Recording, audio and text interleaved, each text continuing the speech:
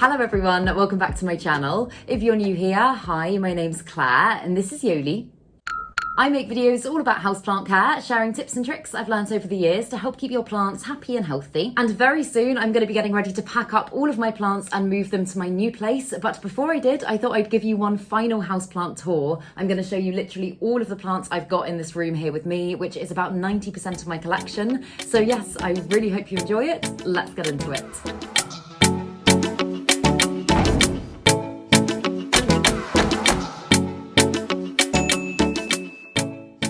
So this is probably about 80 or 90% of the plants in my collection. I have got some more lower light plants downstairs in my room that I will show you when I get around to doing a full houseplant tour in my new place.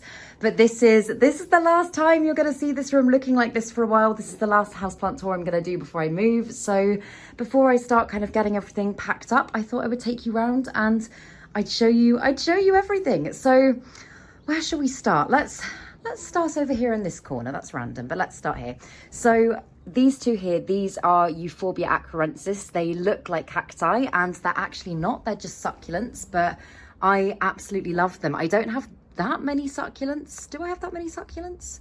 No, I don't have that many succulents in my collection, but I love the way that these ones grow. I think they're just so beautiful, but also they grow so quickly. I mean, as we get across to these ones, this one here is a variegated Euphorbia, and then this is another big Euphorbia acrorensis, and as you can see, it is ginormous. The reason it's here right now is because it was over there and I had to move it here because it was touching the ceiling. And I got this one about a year ago, I think, and it was only about that tall when I got it. And as you can see now, it is just a giant and I'm totally in love with it. My only concern is that it's now growing so much that it's actually kind of pushing into itself. Like, oh my God. In fact, that's only happened in the last couple of days. It wasn't touching that recently. So I think I'm probably going to have to chop it, propagate it, and create another new plant. And it's probably going to have to be a floor plant, I would say. Not quite sure where I'm going to put that so that it doesn't get whacked by Yoli's tail, but I think it's just beautiful. As I say, it looks like a beautiful cactus, but it grows so quickly. So if you're looking for something that grows very fast and has that beautiful kind of desert look, then these are a very good option indeed. I absolutely love mine. And then here I've got a little Pilea peperomioides. This is just one that I divided from pups from my bigger plants. And then this here, this is a Philodendron Brancianum, and it was originally variegated, but it has, as you can see, unfortunately reverted. And I think the chances of it ever giving me variegation again are very slim, but I still really like the Brancianum. In fact, I have got another much bigger Brancianum downstairs, which I have showed you before in other videos, but I really like that one. So I'm keeping it growing. It's currently just in a little cup at the moment, but who knows, maybe I'll be the one in the million that gets it to actually give me some variegation again, but I don't think it's particularly likely. And then this back here, this is a variegated aloe vera, and this is one that I've had for a couple of years now. And if you look back at my first houseplant tour that I did in this room, which was probably about a year and a half ago now, you will have seen this little one as a teeny weeny tiny pup that I took out the soil of another plant and potted up. And since then, this one has also given me lots of babies, which I will show you when we get to them. But I think it's just beautiful. It's got really gorgeous kind of like almost like zebra variegation, like it's all stripy and beautiful. So I just love it. And then here, so this one is one of my favorite plants. This is one that just absolutely blows my mind. This is a Hoya Sarawak, and until very recently, as you can see, she was actually blooming. She did lose the last few flowers the other day, and I'm not quite sure where she's going to grow from next, to be honest. I feel like maybe it'll be that little point there, but I'd love her to be able to just continue on up. But I know Hoyas can be quite unpredictable in their growth structure, so I will keep you updated with this one, let you know how she gets on. But oh my goodness, her leaves are just so thick and robust, and she's just stunning. She's a plant that just amazes me and is so different from anything else that I've got in my collection. So yeah, definitely very different to any Hoya in my collection as well. But and then coming down here, this is just a little Peperomia obtusifolia, and I love Peperomia, I really do. I had such a love-hate relationship with them for such a while, but this little one, it really doesn't require much care at all. I don't do a lot to it, but it seems really happy. I did have a few of these, and I actually gave my last one to my friend for his birthday fairly recently. So yeah, I think they're just lovely little plants. I should probably pot that in a bigger pot now. Expect it's probably outgrown the little pot that it's in, but I love it and I'm very happy to have it in my collection. And then here I've got two Syngoniums. So this is my Syngonium albo, and I've made a lot of content on this plant over the years because I have done so much chopping and propagating to this plant. I struggled for quite a while with it only giving me white growth, so I've chopped it back many times to kind of try and preserve the variegation. And as you can see, on the whole now, it has got a really nice balance of both green and white. So I hope it continues to grow like this. I'm really happy with the way that it grows. And also, I have said this before, but what I do to keep my moss poles hydrated and what I've started doing a lot recently, I kind of discovered this before I went on holiday, and since then I've done it to pretty much all of my moss poles. But I'll just put a little plastic cup on top, make a hole in it, and then every single day I just fill it up and I just kind of monitor the moisture level in the poles so that I don't have to continuously water them. It just makes life so much easier, and it allows the plants to really kind of grip on, form their own little root system from the aerial roots, and it does on the whole tend to lead to much bigger, healthier, more mature growth. So it's definitely a very good thing to do if you can. And then you're going to see a lot of little Pileas around the place because I'm constantly dividing that plant. But again, another little Pilea peperomioides. And then this is a Syngonium batik, and oh my goodness, I really love this Syngonium. It's just, I mean, like, that veination is just stunning. It's such a beautiful plant. It's such a fast grower, and actually looking in here I can see it's actually starting to give me a whole new section of growth. And yeah, I need to kind of find a way to attach that to the pole, and hopefully it will start filling out nicely.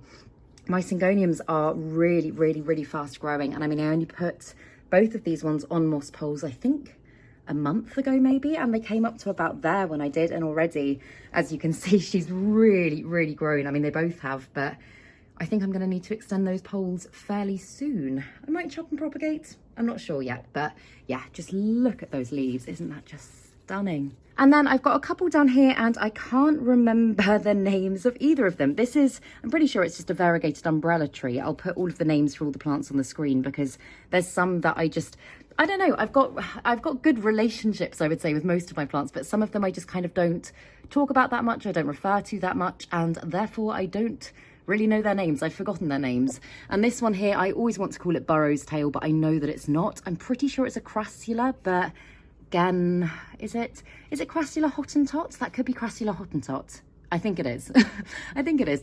But this little one actually has given me some beautiful growth recently, and again, I think probably is going to be ready to be potted up quite soon. But just look at that. It's so beautiful and diddy, and I think it's just such a lovely little cheeky plant. I know I say quite a lot of my plants are cheeky, but I feel like this one's just got, it feels like it's got a lot of personality. Do you know what I mean?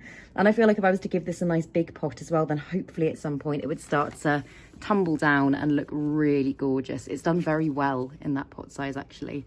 And the other thing I was going to say as well is this big screen that you see here. So this, although it's not that aesthetic, it doesn't look great. This is just here because of the heat we've been having in the UK, and I've kind of had to put something in place to mean that my plants don't get burnt because it has been so extreme. So this is just kind of a temporary measure at the moment.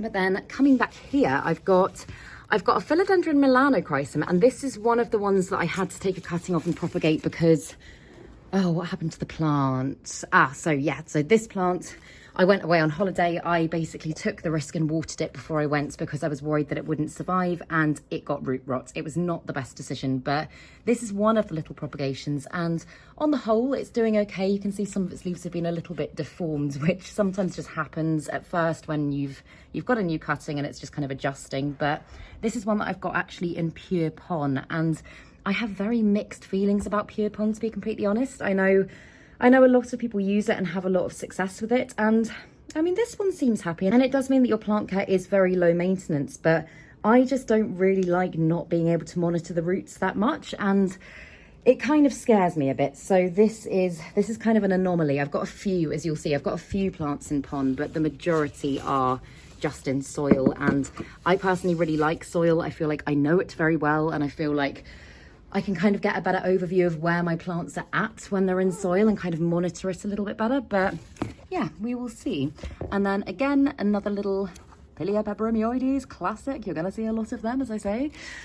And then here I've got one of my Variegated Monsteras. I have got quite a few Variegated Monsteras, and if you watch my other videos, you will have seen my massive one that is now on the landing because it won't fit in the room anymore. It touched the ceiling about 4 months ago and it just wouldn't fit. So that one isn't in this room at the moment, but I'll show you it in the full houseplant tour I do when I move, because I'm so excited about that one. I was actually not going to do another houseplant tour until then, but I thought I'd just kind of do a final wrapping up one here so you can see everything in its positions as it is now, and then you'll be able to see some exciting things when I move and all the things I'm doing to keep my plants happy then. So stay tuned for that. But yes, as I say, this is a Variegated Monstera that I propagated and it's doing absolutely brilliantly. I propagated this one about 3-4 months ago and it's turning into such a beautiful plant. The mother plant actually wasn't highly variegated, so I kind of thought I'd chop it and try and preserve some variegation. But as you can see, in fact, I might do the thing that you're not supposed to do and just kind of see if I can unfurl this a little bit and show you. Oh, look at that.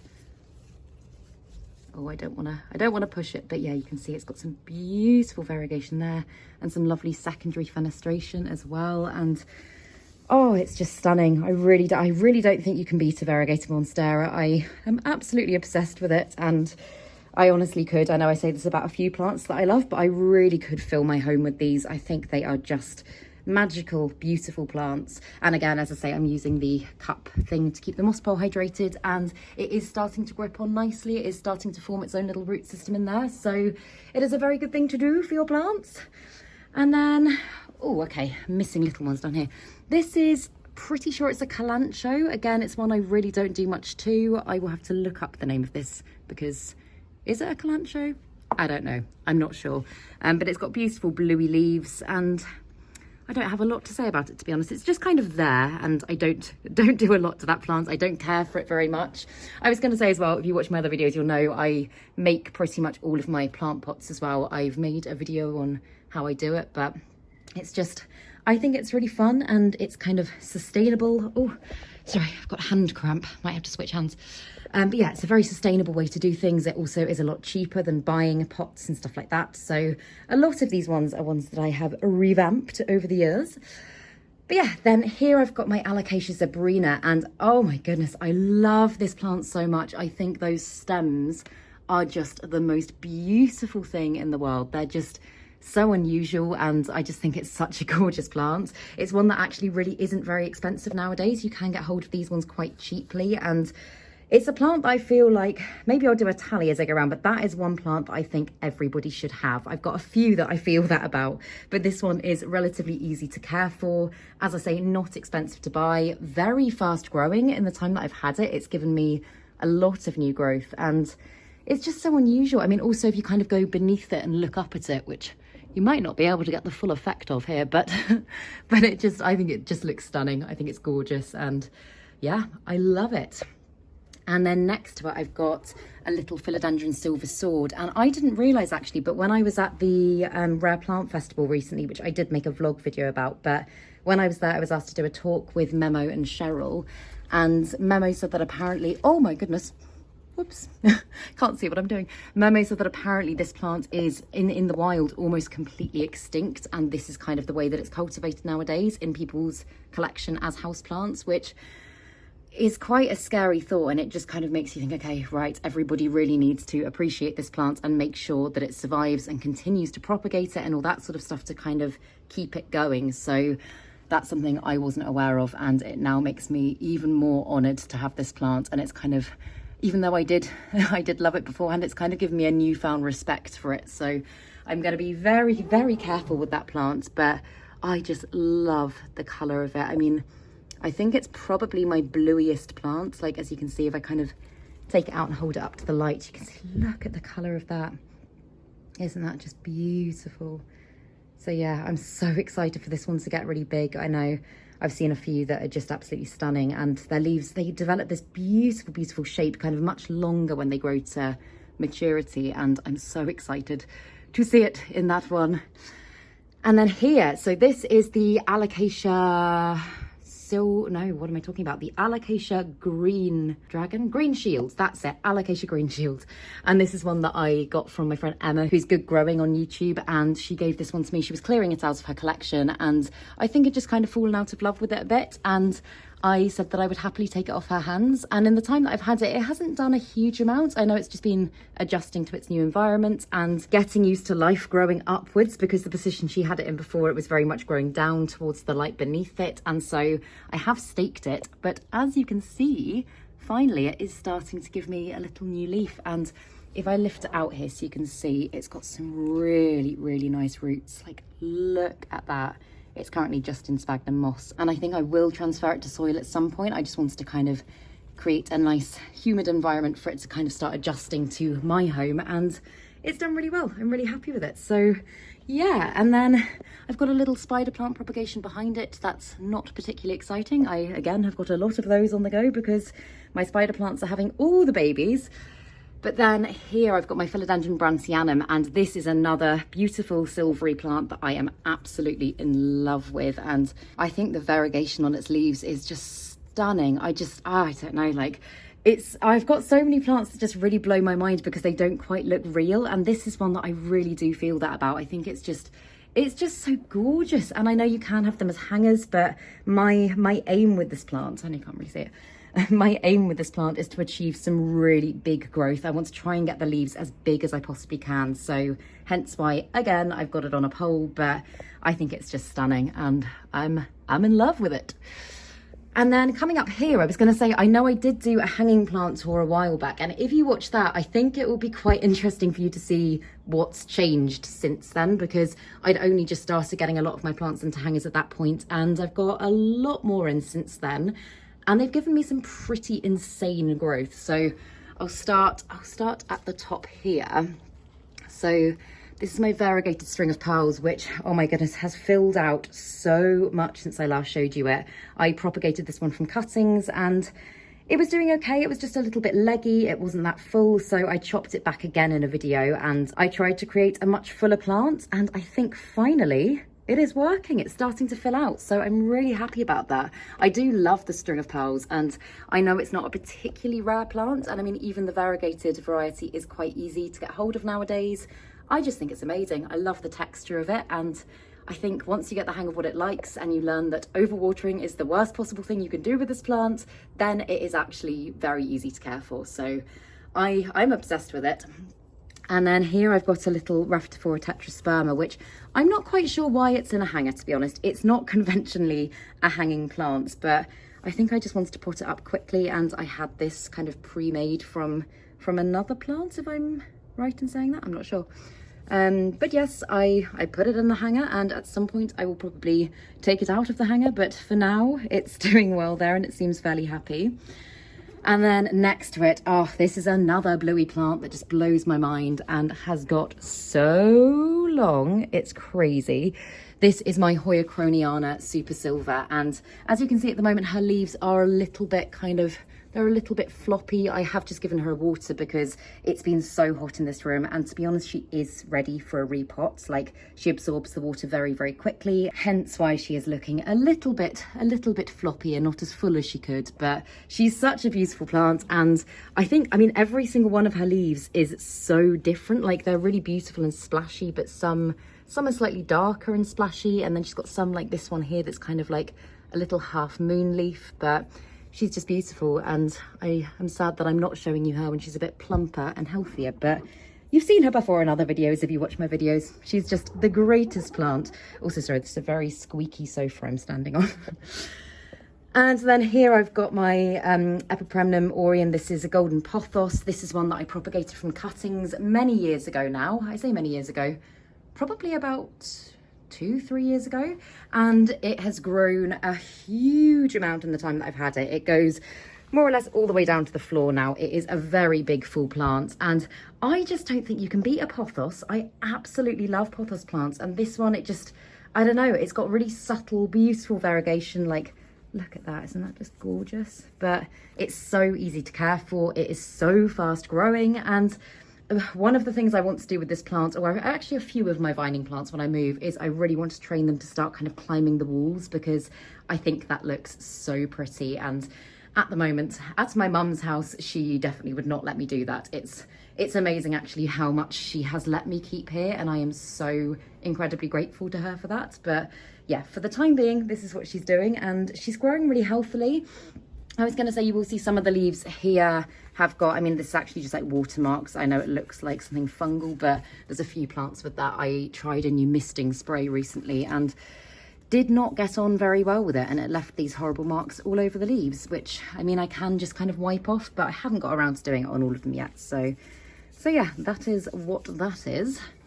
But then here I've got my Philodendron scandens Brazil, and again, really lovely plants. I love the yellow on this plant, and I know a lot of people are a bit funny about yellow on plants because it can look like they're not doing very well, but I think this one is just so lovely. I think it's like, I don't know, again, very unusual, and it's not even veination, it's just how the plant tends to grow, just kind of like a little birthmark, and I just think it's absolutely gorgeous. And again, it's been very fast growing for me. I got this on one of my Houseplant Tour UK episodes, and I think this could have been Findon Garden Centre I got it from. I might be wrong about that, but in the time that I've had it, it's grown really, really, really well, and I really love it. It's again one that is not expensive to buy. Like, you can get these very, very cheaply nowadays, or you can get cuttings on Facebook groups, Etsy, stuff like that, for, I mean, literally only a couple of quid now. But no, it's doing really, really well, and I'm really happy with it. Again, it's got the watermarks, but I will at some point go around with a cloth and get all of them looking a little bit cleaner, because they're due for a wipe over anyway. Right, and then let's come down here. So I've got another Raphidophora tetrasperma here, and this is another one. That and my Pothos, I would say, are probably my top two fastest growing plants. They are absolutely insane. And this one I got as a cutting about, I want to say about 6 months ago now. It really wasn't that long ago, and it only came up to about there. It was literally like a 2-3 leaf cutting, and in the time that I've had it, it has grown an unbelievable amount. As you can see, it's not only really, really tall, but it's also started to really bush out. Like, if I turn the pots, you can see there, can you see, like, it's not just the main stem anymore. All of these auxiliary buds have started giving me some really, really lovely growth out to the sides as well. So yeah, it's turning into a really big full plant. And again, I know I need to clean the leaves, but I think she's still really beautiful. And then another fast grower, I've got a few fast growers here actually, but my Monstera dubia that I showed you in my Monstera collection tour the other day, but my Monstera dubia is a plant that I am totally in love with. This is one that I wanted for such a long time, and I never got this plant, and then I saw it at Hutch Houseplants about 3 months ago, and I was just like, you know what, I've got to do it. So yeah, it's grown amazingly for me in the time that I've had it, and I have changed up its plank once, and I just actually extended the other one the other day, because already, as you can see, it's getting ready to give me another new leaf, and it's growing so quickly.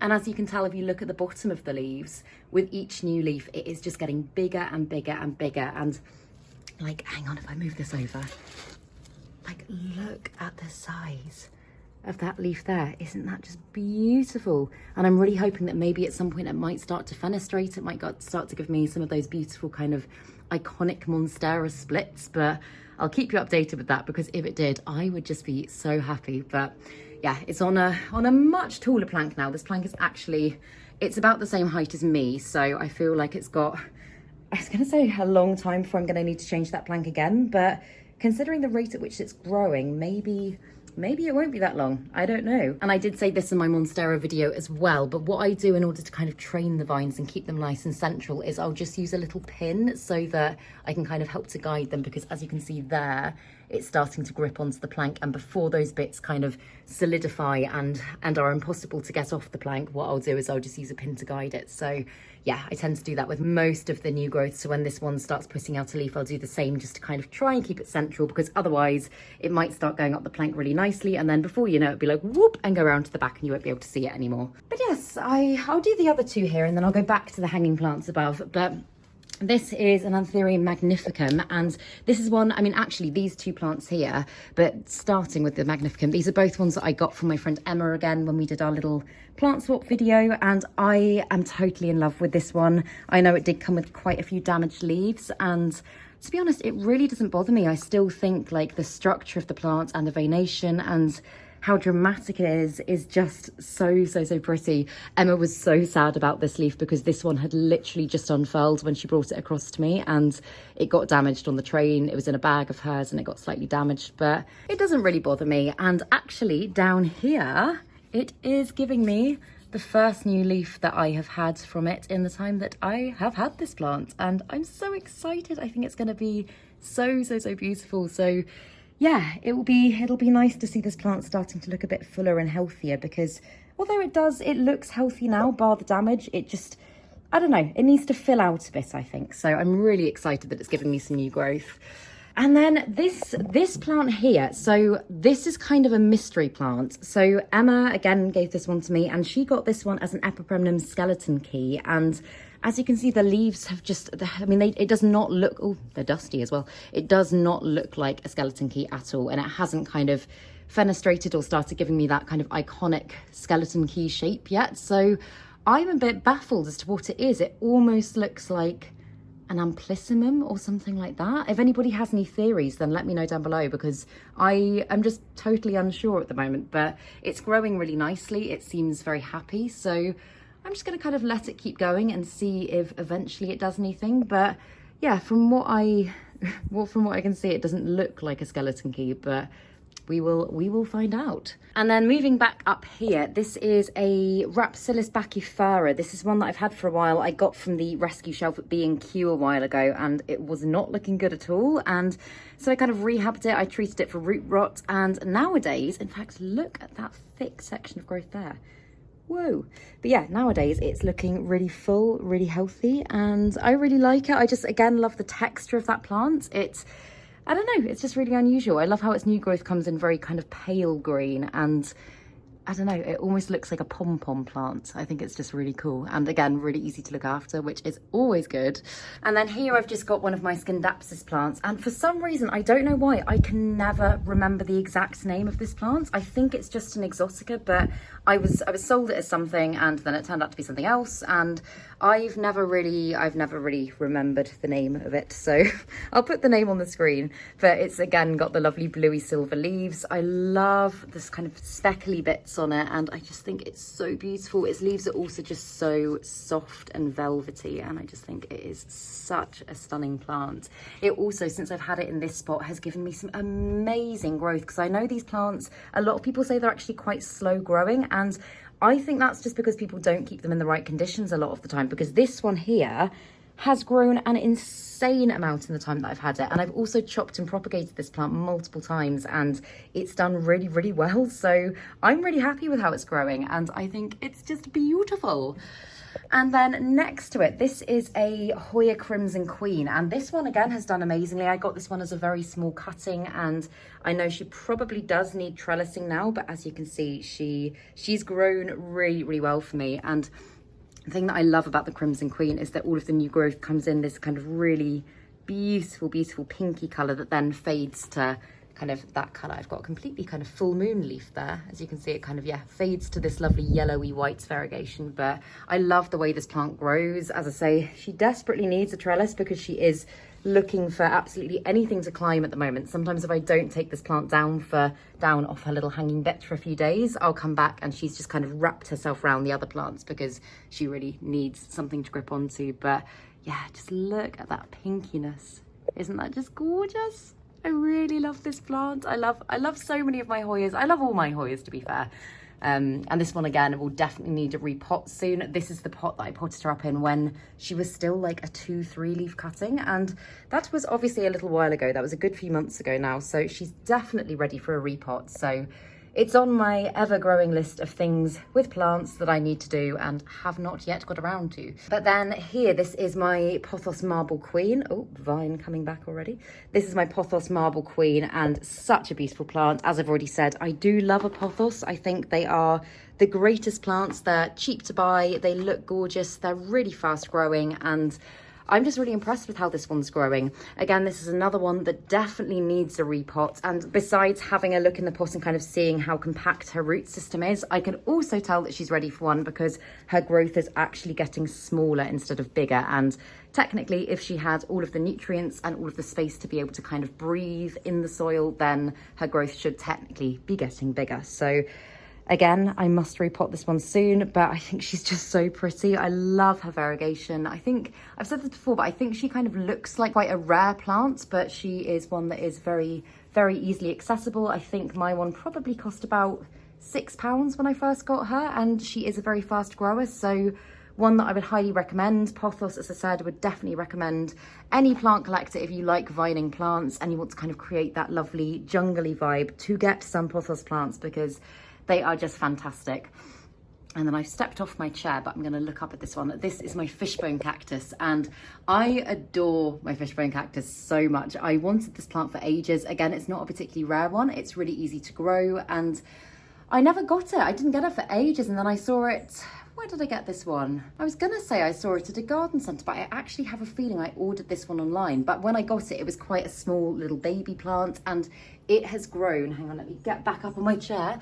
It has grown so quickly for me in the time that I've got it, and I'm just really, really impressed with it. Like, as I say, it's giving me some really beautiful mature growth now, and it's very easy to propagate as well. I've propagated this plant several times in the time that I've had it. I just do soil propagation for this one, which I am not always a fan of. I'm often a bit about soil propagation, but this one I literally have just chopped a bit off, stuck it in some soil, watered it, and it's done really well. So yeah, I might take some more cuttings of her at some point and maybe pot them into the same pot, and then hopefully she'll be looking lovely and full. And then here I've got a little Peperomia pastrata. This is string of turtles, it's commonly known as, and this was a teeny tiny baby when I first got it. And it hasn't been the fastest grower in the world. I mean, as you can tell, it's got those little, I don't know if they're inflorescences, but little flowers at the moment. And obviously that is probably taking up quite a lot of energy from the plant. And I think it looks happy and I think it looks healthy, but it has definitely not been my fastest grower. But as I say, seems happy. So I'm just kind of letting it do its thing, and hopefully it will start to kind of really trail at some point soon. I really love it. So I'd be very happy if that was the case.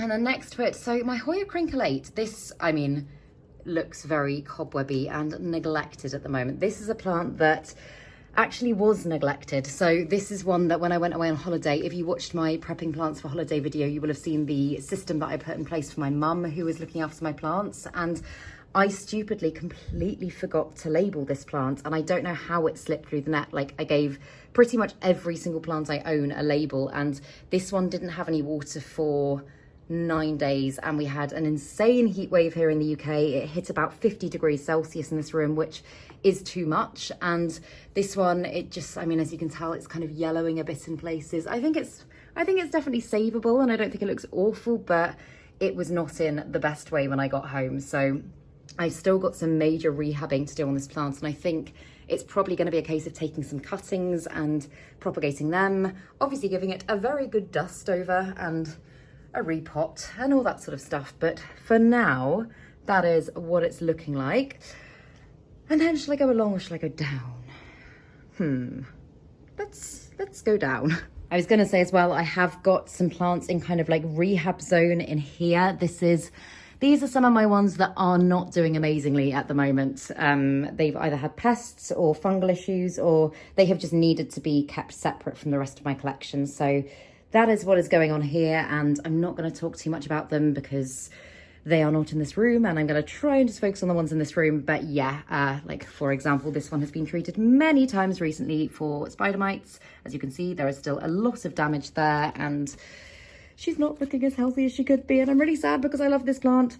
Along with my Sodoroi Af, I've got a Maranta there as well, my Schmattoglottis willichii, which is tucked under grow lights, and then some of these ones. But as I say, I will take you through, I'll go through, when I do my next kind of proper houseplant tour, when I've moved, I will take you through literally every single plant in my collection, every single plant that I've got in my propagation boxes and all that sort of stuff. But for now, this is just a kind of a final look at how they all are. Oh, but okay, a couple of little things to show you while I'm here.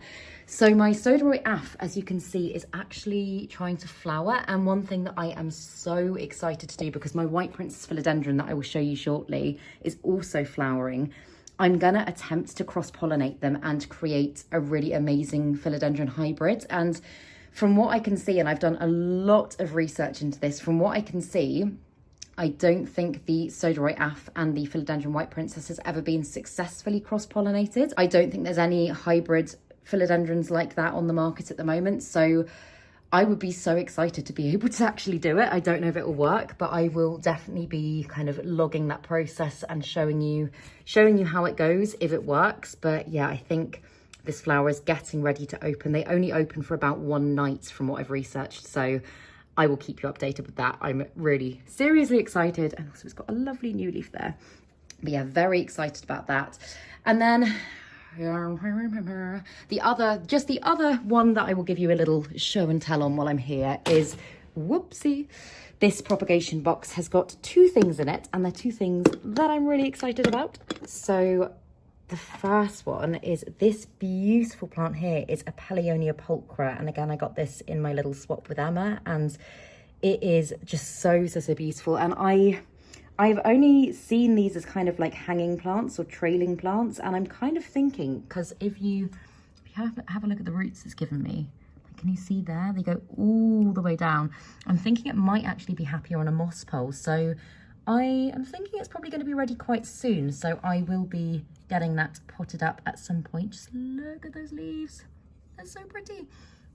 And then this one here, this is potentially one of the plants that I'm most excited about at the moment. And it doesn't look like much at the moment, but it's a Monstera esqueleto. And I had wanted this plant for ages and ages and ages. And Emma gave me a wet stick of it, and it's rooted really nicely. I'm not actually going to take it out just because I'm scared of disrupting its little root system before it's ready. But as you can see, it's starting now to give me some growth, and that makes me so unbelievably happy. So yeah, I'll keep you updated with those. And as I say, I will do a complete like propagation box, full tour of everything when I move. But for now, I'm just going to focus on the ones through here.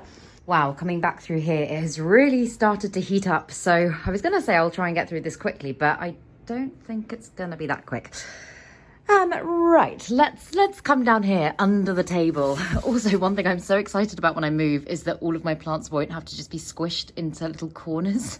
I'm very excited to get them looking lovely, because I know at the moment they're just kind of shoved in spots where I think they'll be happy.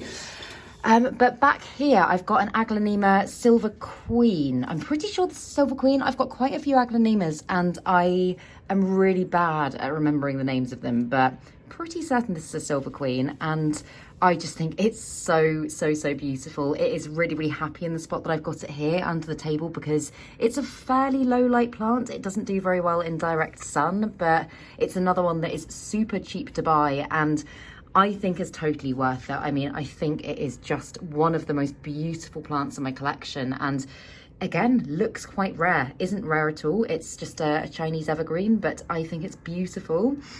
And then next to it, I've got my Hoya Pubicalyx Hawaiian, and this is one that I was sold as a Gracilis, and I was calling it a Gracilis for ages and ages and ages, and it's actually a Pubicalyx, don't know how you say it, Hawaiian. And the difference between this one and the normal Pubicalyx is that its new growth, as you can see here, comes in really kind of dark and purpley, and I just think it's beautiful. Like, it's just such a stunning plant. And I did get this one on a trellis probably about a month, 2 months ago now, and since I have done that, it has just completely filled out, and it's just so gorgeous. It's tendriling quite a lot even now, so I think I'm either going to have to extend the trellis that it's on and kind of add another level, or I'm going to have to take some cuttings and start a new plant, because it's going pretty crazy. But I just think the little splashes on its leaves are just so gorgeous. Again, it's another Hoya that I'm totally in love with, and feel very lucky to own, because it brings me a lot of joy. Like, look at those little splashy bits, they're so cute. But yes, and then here I've got a variegated not variegated, what am I talking about? This is not variegated, this is just a Monstera deliciosa. Again, it's another one that I need to kind of do some cleaning of because it's got those watermarks on its leaves, but it's just so gorgeous. And the more and more and more mature it gets, the more fenestration it's getting. I've got some beautiful secondary fenestration coming here, and I think it's kind of getting ready to give me another new leaf already, so I'm really happy about that. I also just love the little kind of ruffly bits around the petiole here. I think they're just so pretty. And Monstera deliciosa it's another one. In fact, a lot of my plants, as you will see, I know I have got some kind of rarer plants in my collection, but a lot of my plants really aren't that rare at all. And to me, that never really matters. Like, I'm not fussed if something's rare or not. This one still brings me so much joy. But as I say, you can get hold of this plant very easily nowadays. You'll stumble across it in pretty much any garden centre you go to here in the UK. And I mean, nowadays, even things like Tesco and Sainsbury's, you often see this plant cropping up, and it's not very expensive, but it grows really beautifully. And it's just so gorgeous, really easy to take care of. And then down here, I've got an Alocasia poly plant, and I really love the Alocasia poly. I've had this plant for quite a while, and I've chopped it back several times over the years because it's just been a little bit of a problem plant. I've had spider mites, I've had thrips, I had mealybugs on this plant at one point as well. And although touch wood, now it is pest free at the moment, it's just given me a lot of drama. And although I love this type of Alocasia, I have kind of fallen more in love with ones like the Friedeck up there and stuff like that, which I will get to in a minute. And this one just isn't giving me as much joy as it was when I first got it. And I think that's just because of the battles I've had with it, to be completely honest. But it has got some lovely new growth coming, and I do really like this plant. I think it just doesn't kind of, I don't know, I can't explain it. It doesn't give me as much joy as I feel like it should, which I know is a silly thing to say. I know some plants are going to do it for you and others won't, but this kind of ticks all the boxes in terms of what I like in plants. Like, I like fast growing plants with lovely veination. I love the dark leaves, and of course that kind of bluey tinge. And it, as I say, it ticks all the boxes. So I'm not entirely sure what I'm saying about this one, but it's a lovely plant. It's relatively easy to take care of. Susceptible to pests, yes it is, but I still really like it. So yes, that's all I've got to say about that one. And then coming here, so this is just a little jade plant, and this is one, I mean, I say little jade plant, not so little anymore. This is one that I propagated from my ex's plant. So he had a massive jade plant that, again, for him had started as just one cutting, and I took a couple of cuttings of it, I think about 3-4 years ago, and since then it's just really developed into this beautiful kind of tree. It's absolutely huge now, and I love it. I love the way it grows. I love how easy it is to care for, and it makes me very happy. So although, again, it's maybe not one that I do that much to, and I maybe don't take the time to appreciate as much, I do, when I do look at it, I'm so proud to see how far it's come, and I just think it's really lovely. And then behind it, I've got a plant that is not doing very well, unfortunately. This is my Philodendron Marmee, and I included this one in my plant struggles video recently, and a couple of you said that maybe it's because it's in pon, it's not doing very well. I have struggled on and off with pests with this plant as well, and again, at the moment it is pest free. It should probably still be in that room. In fact, while I think of it, I'm going to take it through there, but it should probably still be an isolation zone, to be honest. I just, this is my mum's workroom, and she's been so nice about letting me keep plants all over her house, so I kind of need to get them sorted as quickly as I can. But yeah, it's a lovely plant, and I love other people's marmees when I see them, but mine has just never done that well. And as I say, I think maybe it's because it's in pon, and I know some people are saying crawlers don't like being in pon, but I just kind of revamped a little ice cream. Oh, can I get it out? Yeah, a little ice cream tub, and then its reservoir is at the bottom there. So that is how it gets all of its water. But again, I've spoken already about my struggles with pon. I'm just not a massive fan of it. So, well, I mean, is that fair to say? I am a fan of it for some things, but not others. So I will make a video on that at some point soon, because it's not been my best friend for some of my plants. But that is the Philodendron Marmee. That's how she's doing. I'll keep you updated, and hopefully she'll be looking a bit healthier the next time I do.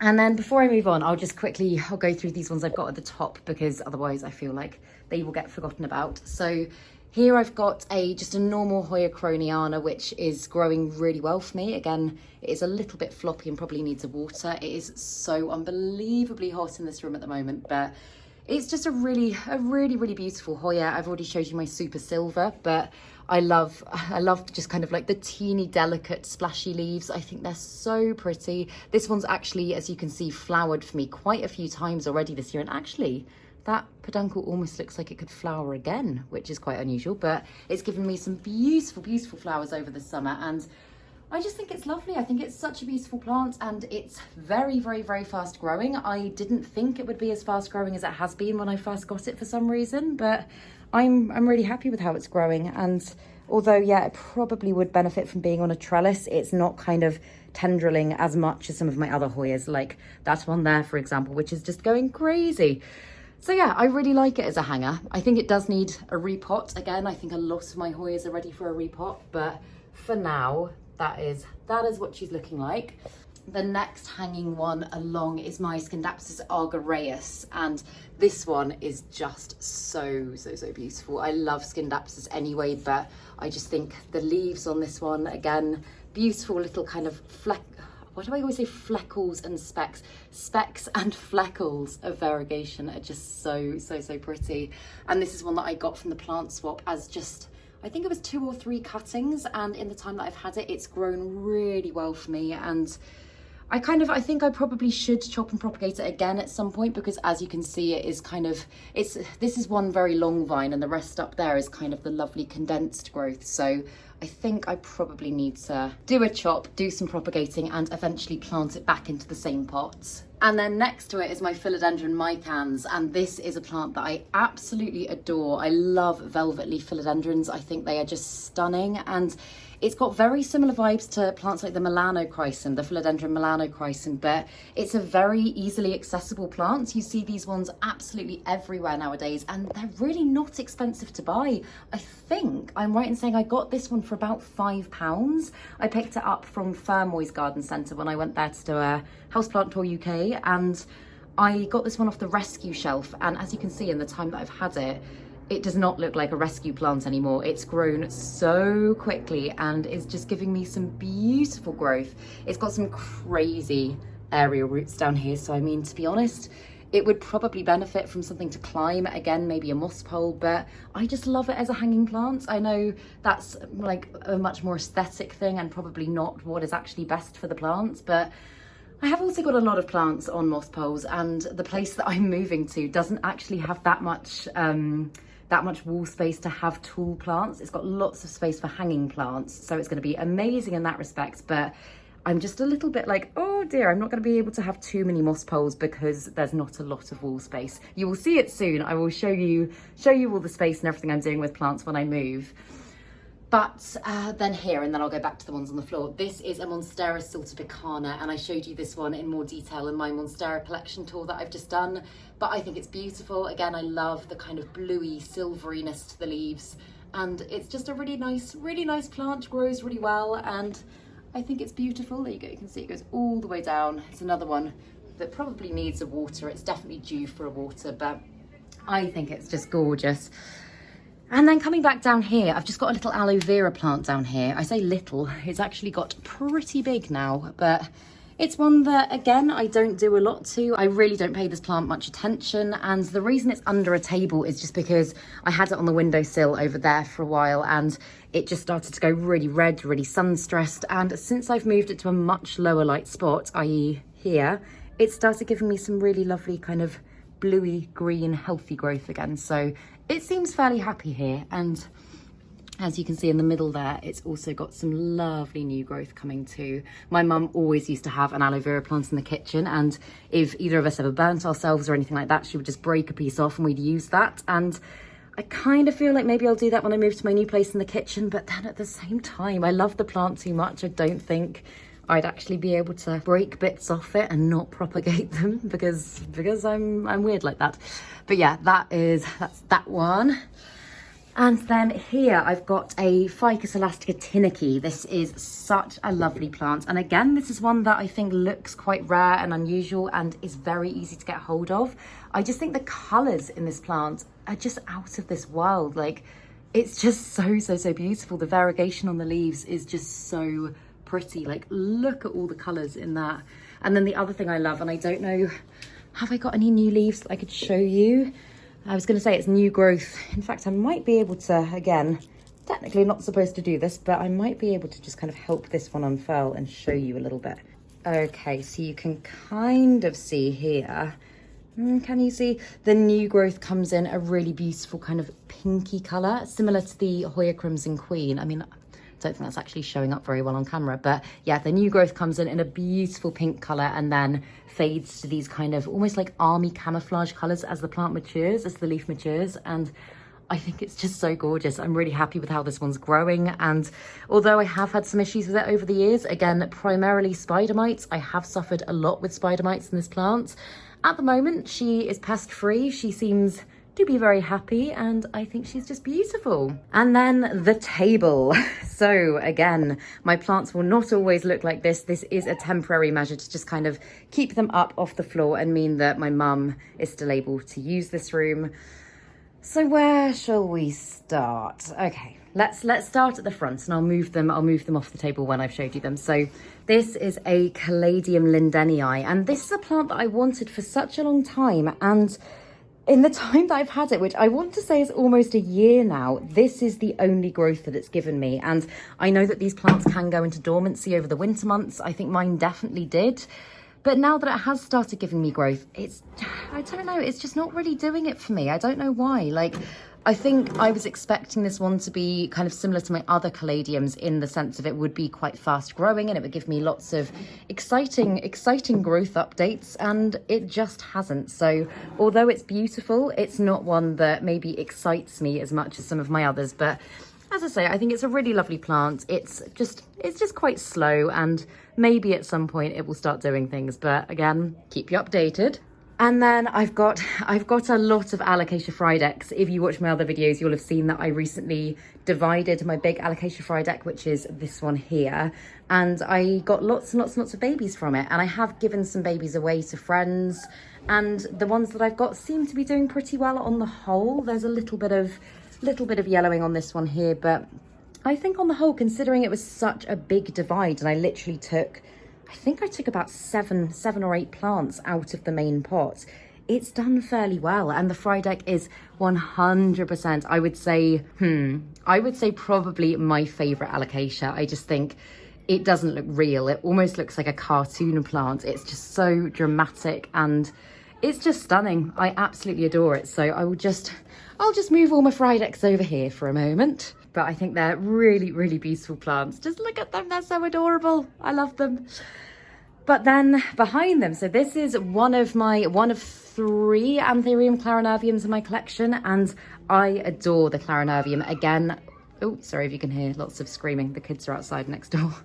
But again, I think it's a really beautifully dramatic plant. It's got those gorgeous velvety leaves, and it's just so perfect. I know plants absolutely do not have to be and are not perfect, but this one, to me, it's perfect. Even leaves that have been a little bit damaged and maybe aren't as lovely as the rest, I think it's just amazing. And this plant is actually currently pregnant. So I pollinated this one. When did I pollinate this? Maybe about 4 months ago. And as you can see, it's starting to really, the infructescence is starting to really bulge. And I'm hoping at some point soon I'm going to get some really lovely berries from this plant. If you kind of compare it to this one here, which I don't think I pollinated this one. I think I just collected the pollen from this one. In fact, I can probably trim this back now, but yeah, if you compare that to this one, then you can see this one is really starting to, berries are starting to form, exciting things are starting to happen. So yeah, I'm really, really, really excited about that. It's also got some beautiful new growth coming here. And the thing that I love with anthuriums is how the leaves will start off so teeny tiny and they will just get bigger and bigger and bigger. And so this one, I think, again, probably at some point soon, I am going to need to repot. It's been in this pot for quite a long time. And although anthuriums do quite like to be root bound, they do grow quite well when they're root bound. I think this one is looking like she might be getting on for a repot. So yeah. And here I've got another Variegated Monstera cutting. I just think this cutting is so beautiful. The balance of variegation it's got is just so beautiful. It's an Albo Borsigiana, but I think the fact of like how fleckily, oh my God, I've just said it again, speckly, fleckled, what am I trying to say? Flecks of speckled variegation. It almost has Thai constellation vibes, do you know what I mean? Like it feels like that is a beautiful constellation of stars on the leaf. It's just so stunning. This one is very well rooted and actually is definitely ready to be potted up. You can see there is some algae at the bottom there, but I think I need to pot this one up fairly soon because it has been in moss for quite a long time. And this is one that I am totally obsessed with at the moment. This, believe it or not, is actually a Peperomia. This is Peperomia sarcophylla, and I got this one again from Hutch Houseplants, and I was just totally blown away when I saw this plant. I thought, is it some kind of weird Anthurium? Is it a succulent? What on earth is it? And it's a Peperomia, and I just can't get over it. Its veination makes it look so Anthurium-y, and I just love the way that it grows, and it has actually literally in the last few weeks given me some beautiful new growth, and there is more coming, which I'm so excited about. I did lose a leaf of this plant in transit when I first got it, and I was so sad about that, but I popped it into my prop box and it's just started to root, so I'm so excited about that. I think I was going to just put it back up in the same pot and kind of get a fuller plant going, but considering how much I love it, I'm kind of thinking I might start another new plant and just have two of them because it's so unusual, and it's just, I don't know, I don't know how to explain it. It does very good things for me. It makes me very, very happy. And here I've just got a little Dracana. It's in a very small pot for the size of the plant now. And as you can see, its leaves are kind of curling a bit. That's not because it hasn't been watered. It's just because it doesn't have enough root space. So it's definitely on the repotting list, that one, along with a lot of the other ones that I've spoken about.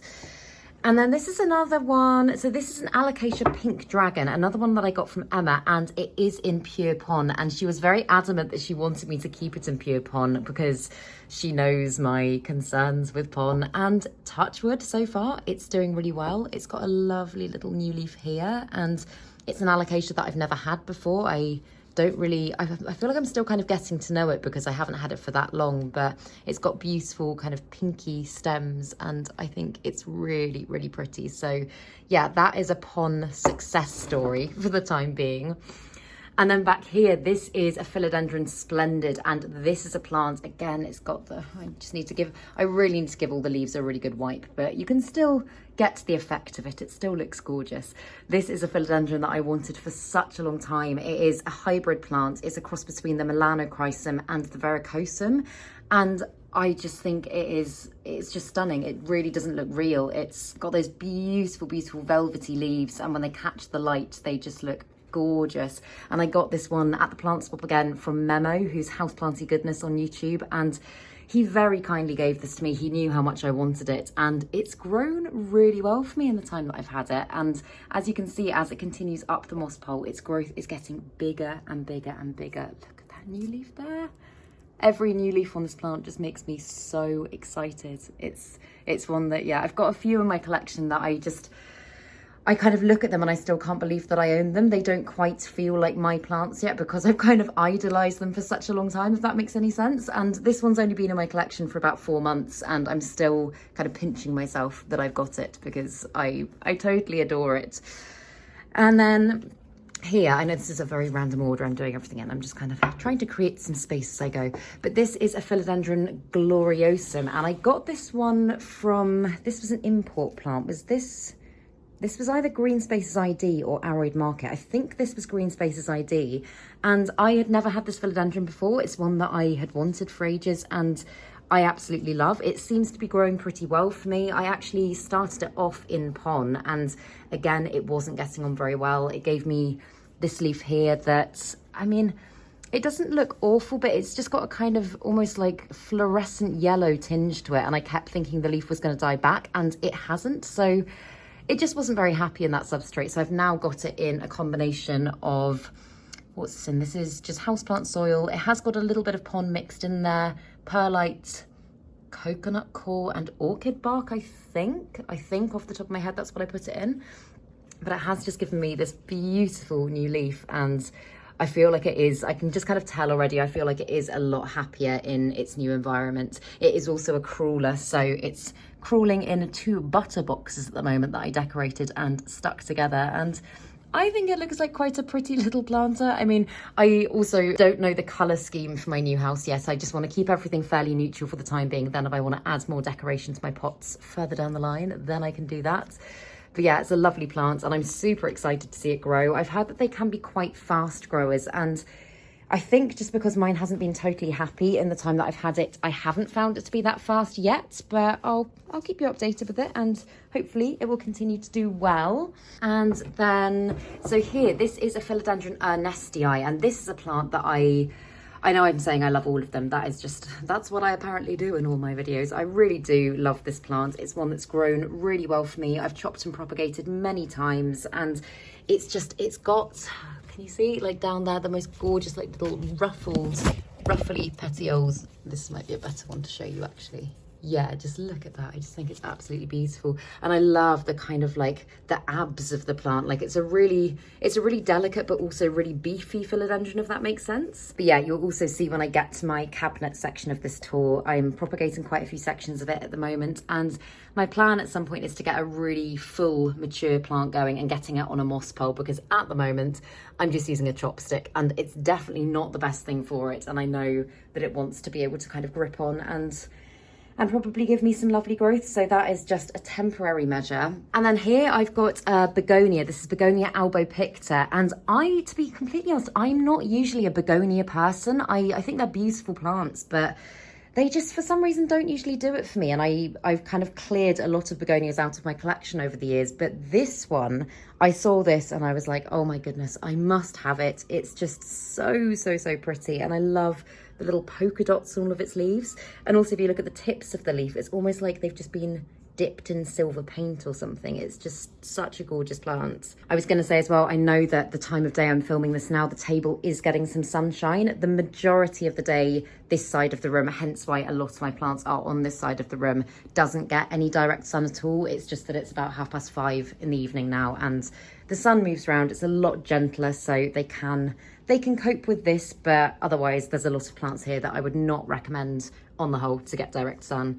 But yeah, the only annoying thing with this plant is that it produces the most beautiful blooms. I've got some pictures on my Instagram of it blooming. They're like bubblegum pink, absolutely stunning, but they go everywhere. Literally this table, because I've chopped them all back, like literally a few days ago I chopped them all back just because I was so sick and tired of clearing up hundreds and hundreds of flowers every other day. So I'm hoping that by chopping it back, it's just going to help the plant to kind of produce some more lovely foliage. And then again, it's another one that I need to get on a proper trellis, because again, I think this is just a little stake or a chopstick or something like that. But yeah, I really do love that begonia. And then here I've got my Scindapsus Moonlight, yes, that is it. And this is a Scindapsus that is very different to any of the others in my collection. It is not velvet leafed, it's very kind of smooth and shiny, but again, it's got the beautiful bluey leaves, and I just think it's beautiful. This one again I got for a really good price. I think this was only, it was between 10 and 20 pounds, which, I mean, considering this plant is still considered fairly rare, I thought was a really good price. And I got it from Fermoy's Garden Centre as well. But yeah, I love it. It's slower growing, definitely slower growing than my other Scindapsus plants. But when it does give you new growth, it's kind of more rewarding because you have to wait for it. And like, if you look at that leaf there, which is one of its newest, look at the size of that. It's really sizing up nicely. So yeah, again, it's another one that's on the repotting list, because I know, although you can't see roots at the bottom at the moment, I can just feel in the soil that it's very compact and it does need a bit more space. So it's another one on the list. And then this is one I skipped over, and it's very dusty, which I know isn't good, but this is an Epipremnum amplissimum, and this actually was variegated, and it's another one that's reverted. So I did chop these back from the mother plant, took some cuttings in the hope that I might be able to preserve some variegation on her. But I do just love the shape of the leaves. I love the structure of this plant, and I'll just be happy to get a normal green one going, to be honest. So yeah, I need to, oh no, the moss is all right. It's not looking amazing, and I don't think there's any roots there yet, but it's one that I'm just kind of monitoring, must clean, and I'm hoping will start to root for me soon. And again, I've got some Peperomia frost cuttings here, which are actually rooting in water, and I don't usually do Peperomia propagation in water because of the rot risk, and actually I have a feeling that these might have started to rot. You can see at the bottom there, they're very dark. But my Peperomia frost plant is not doing well at the moment. It's one that I think was pretty much forgotten about when I went away on holiday, and I don't think was watered or wasn't watered enough. And so, yeah, I'm starting the propagation process in the hope that I can save this plant. So that's one of the propagations. And then this one here, what is it? It's either a white knight or a white wizard, and I can't remember which one it is. I think because it's still a fairly young plant and I got it when it was teeny tiny, I'm enjoying the way it grows. It seems very similar in its growth structure so far to my white princess philodendron when she was very young. And obviously it has got such a beautiful balance of variegation. I'm very, very happy with it. But for the time being, I don't know, it hasn't really required me to do that much to it. I repotted it and it seems happy. It's growing fairly steadily, but that's kind of all I've got to say about it at the moment. I'm very excited to see it get bigger and get it on a moss pole. And I mean, if it's anything like my white princess, which is the massive one there that we'll get to in a minute, but if it's anything like that in its growth structure, then I would be so excited to have another one of those, because that's a plant that just makes me so unbelievably happy. But yeah, as I say, it has got a beautiful balance of both green and white, which makes me very happy. And then here, this is my Anthurium crystallinum, and this one, so when I first got this one, it was doing okay, but I stupidly helped one of its leaves unfurl. I did the damage there, and it just didn't really give me any growth for a while. And I was comparing it to a lot of my other velvet leaf philodendrons, and I thought, why is this one so much slower? But actually, in the last kind of 3-4 weeks, it's suddenly turned a corner, and as you can see, is actually giving me a new leaf here, which I'm really, really excited about. And also look at this diddy little inflorescence. I mean, I know this plant is way too young to even think about pollinating, but if that little one does give me some pollen, I'm still, oh, it won't focus. There we go. If it does give me some pollen, I'm absolutely going to collect it and potentially cross it with one of my other more well-established anthuriums. But yeah, it's a beautiful plant. I really love anthuriums, velvet leaf anthuriums, and yeah, I'm excited to watch it continue to grow. And okay, so this is the Philodendron code 69686, and just take a moment to appreciate this plant. This is one of my most prized plants. I feel like we're getting to the exciting ones. We started with, I mean, they're all exciting, but some of the ones that are really, really exciting me at the moment, the code 69686 it's just, I mean, its leaf structure is just absolutely amazing, and it's so different to anything that I own. I can't believe how big its leaves are getting now. Like, that is the most recent leaf that hasn't even fully unfurled yet, and like, can you gauge how big that is? Like, it's absolutely crazy. I haven't even got it on a moss pole yet, and I know that I do need to, because again, that will just help it to kind of continue to grow huge, and that is what I want. It's a very special plant, and I feel very fortunate to have it in my collection, so I want to make sure it does the best that it possibly can do. But oh my goodness, I'm trying to get a good shot of it, and I actually can't fit it in because my arm isn't long enough. But it's one that is just making me so happy, and is one that I don't know, I've spoken about before in other videos. So I also have a Squamiferum in my collection, and the Squamiferum is one that wasn't really doing it for me, and the only reason I talk about that is because it's the only plant that has got a similar kind of lobe structure and shape to its leaves. So I don't know why, I'm just totally in love with this one and not the Squamiferum. But yeah, this one is really doing good things for me at the moment. And then this Hoya, oh my goodness. So this is the Hoya undulata red, and I got this one from Arrowed Market, and looking at it, I have to hold it up because the light is getting to be a little bit strange. But looking at it, it's not a Hoya that I think I would have necessarily, I definitely wouldn't have chosen this Hoya for myself. So Arrowed Market very kindly sent me a load of plants to unbox in exchange for doing an unboxing video, and I didn't choose the plants. So this is one that if I'd seen it, I don't think I would have picked. However, in the time that I've had it, that was my knees clicking if you just heard that crunch.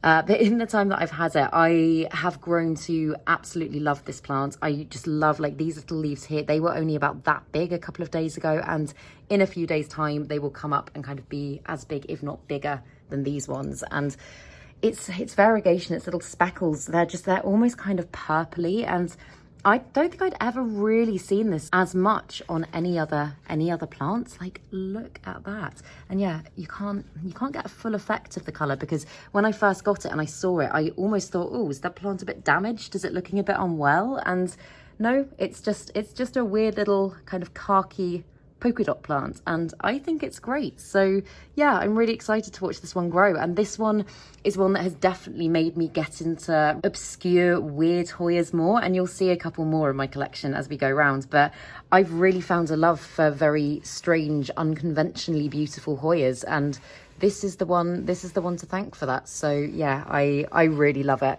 And back here on the table, we've got yet another Alocasia Frydek. I've got lots and lots and lots of Frydeks. And then the Pilea peperomioides. This is the mother of all of the babies that you've seen as we've been going around. And this plant, I mean, it was doing okay when I first got it, and I wasn't quite sure why it wasn't growing that well for me. And I got around to eventually taking a look at the roots, and it had one of those horrible kind of plug plant netting things going around the roots. And as soon as I removed that, oh my goodness, that's when the magic started to happen. That's when it started to give me some really seriously big growth, because before that, if you look at some of the older leaves, you can see down here, they were really quite mottled. They were very small. They just weren't looking particularly good. And that's just because it basically couldn't get all the nutrients that it needed from the soil. So yeah, if your Pilea is not doing well and you don't know why, I would definitely recommend making sure that it hasn't got that horrible netting around the roots. And if it does, remove it fast, because it's a great plant. It's another one that is just really cheeky and really fun, and it's fantastic if you're wanting to add more plants for free to your collection as well, because as you can see, even down there, it's still got more babies coming up. They just keep coming. So yeah, it is gorgeous. And then this is Monstera. So its actual name is Monstera pinnatipartita, but I always call it Monstera pinnatipartia, and I don't know why. I think I was told by someone that that's what it was called, and since then I've always just referred to it as that. But it's a really, really gorgeous Monstera that I said this in my Monstera collection tour the other day when I was talking about this plant. I just don't have that much to say about it. I really like it, but I don't do a lot to it. It doesn't need a lot of care, and I know I also need to get it on a moss pole, and maybe then when it started to fenestrate, I would kind of have stronger feelings for it. But at the moment, it's one that I really like, but I don't have, like, some of them make me go, oh wow, I could talk for ages about this plant. This one, not so much, but it's a very gorgeous Monstera. It's very easy to look after. And as you can see, it also is giving me some lovely big growth, so I can't complain. It's a great Monstera. And then here, this is the last one on the table. This is my pink Princess Philodendron that I might need to stand on a chair again to kind of properly show you, because nowadays she's very big. She's a very big gal. So yeah, this plant is one that I got. Oh, look at her leaves there. They're just so beautiful. This is one that I got as a cutting probably about 1.5 years, maybe 2 years ago now. And I wasn't that fussed about the Pink Princess, if I'm being totally honest. I'm still not that fussed about the Pink Princess. Like, I think it's a lovely plant, but it's not one that I kind of would have rushed. Like, I know there was a mad craze where everybody was obsessed with the Pink Princess. I wouldn't have rushed out to grab myself one. I just kind of saw the cutting and I was like, yeah, why not? I'll give it a go. And the rate at which she's grown and like her growth has developed, like if you look at the small leaves at the bottom and how they've just got so big, she's just made me fall in love. Like, I really love her. I'm also not particularly, on the whole, a fan of colourful plants. I know I've said that before, and I know some people have very different feelings to that, but she's one now that I mean, I just don't think I will ever be able to let go out of my collection. And I don't quite know if I'm going to be able to bring myself to chop, because look at the size of those leaves. They're just huge, and I'm so proud of her. I do need to get her on a decent pole. This pole at the moment is literally just to keep her upright and support her in that sense. It's not offering anything to the aerial roots. She is not actually kind of naturally attached. I've just tied her on, so that's another thing on my list to do. And then I've just got a few on the table here, and they don't usually live here. Most of them usually live on that table there, but this one is a Hoya macrophylla red, or at least that's what it came as. Again, this was either an Arid Market or Green Spaces ID import, I think it was Arid Market.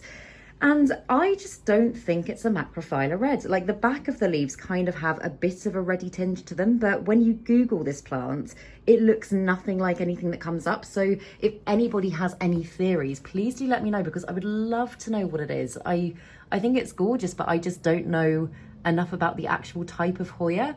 And so it did actually come as a big long vine. If you watch that video of mine, then you will have seen what I mean. It came as a beautiful long vine that did not do very well. So in the end, I chopped it all up, did single leaf cuttings, and I propagated it, and I've potted them back up in the same pot, which is teetering on the small size nowadays. But as you can see, it is starting to give me some lovely new growth. In fact, yeah, I think all of the sections are now starting to give me some new growth, which is really, really exciting.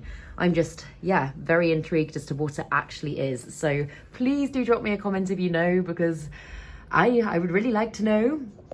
And then this little propagation here, this is actually a fig tree, just like a standard outdoor fig tree. I think it's Ficus calico or something like that. And my mum's got a beautiful fig tree in the garden, and I just thought, you know what, like, I love ficus. I would love to try and grow it as a house plant. And so I'm giving it a go. And I did actually check the roots. In fact, I might be able to show you. I did check the roots the other day. Yeah, look at them. It is rooting. So it is doing things. And I don't know if it's going to be successful as a house plant.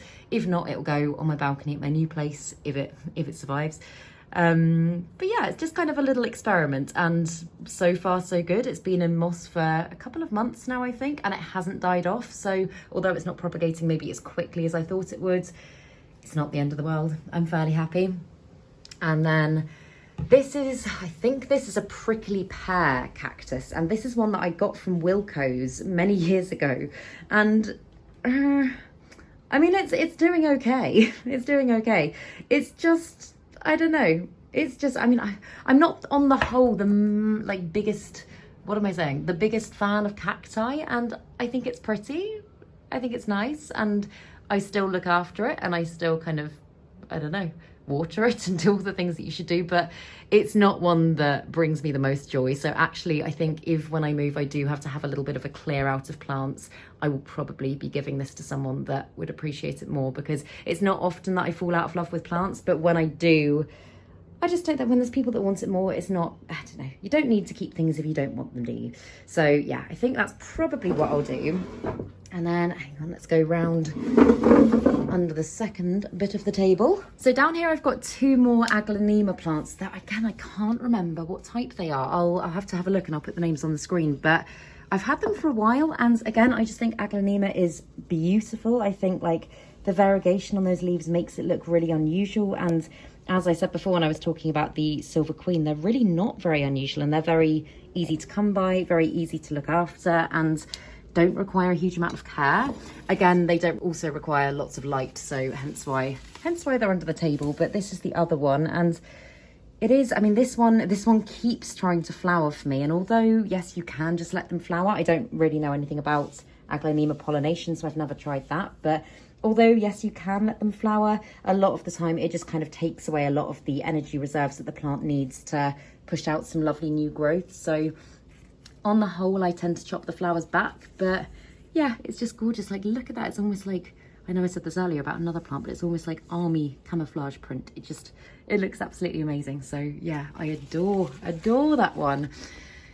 And then here, so this is a plant that I have spoken about before. This is the Alocasia. No, it's not. It's the Philodendron Golden Dragon, and it's one that I got as an import again. I didn't choose it for myself, and I like it.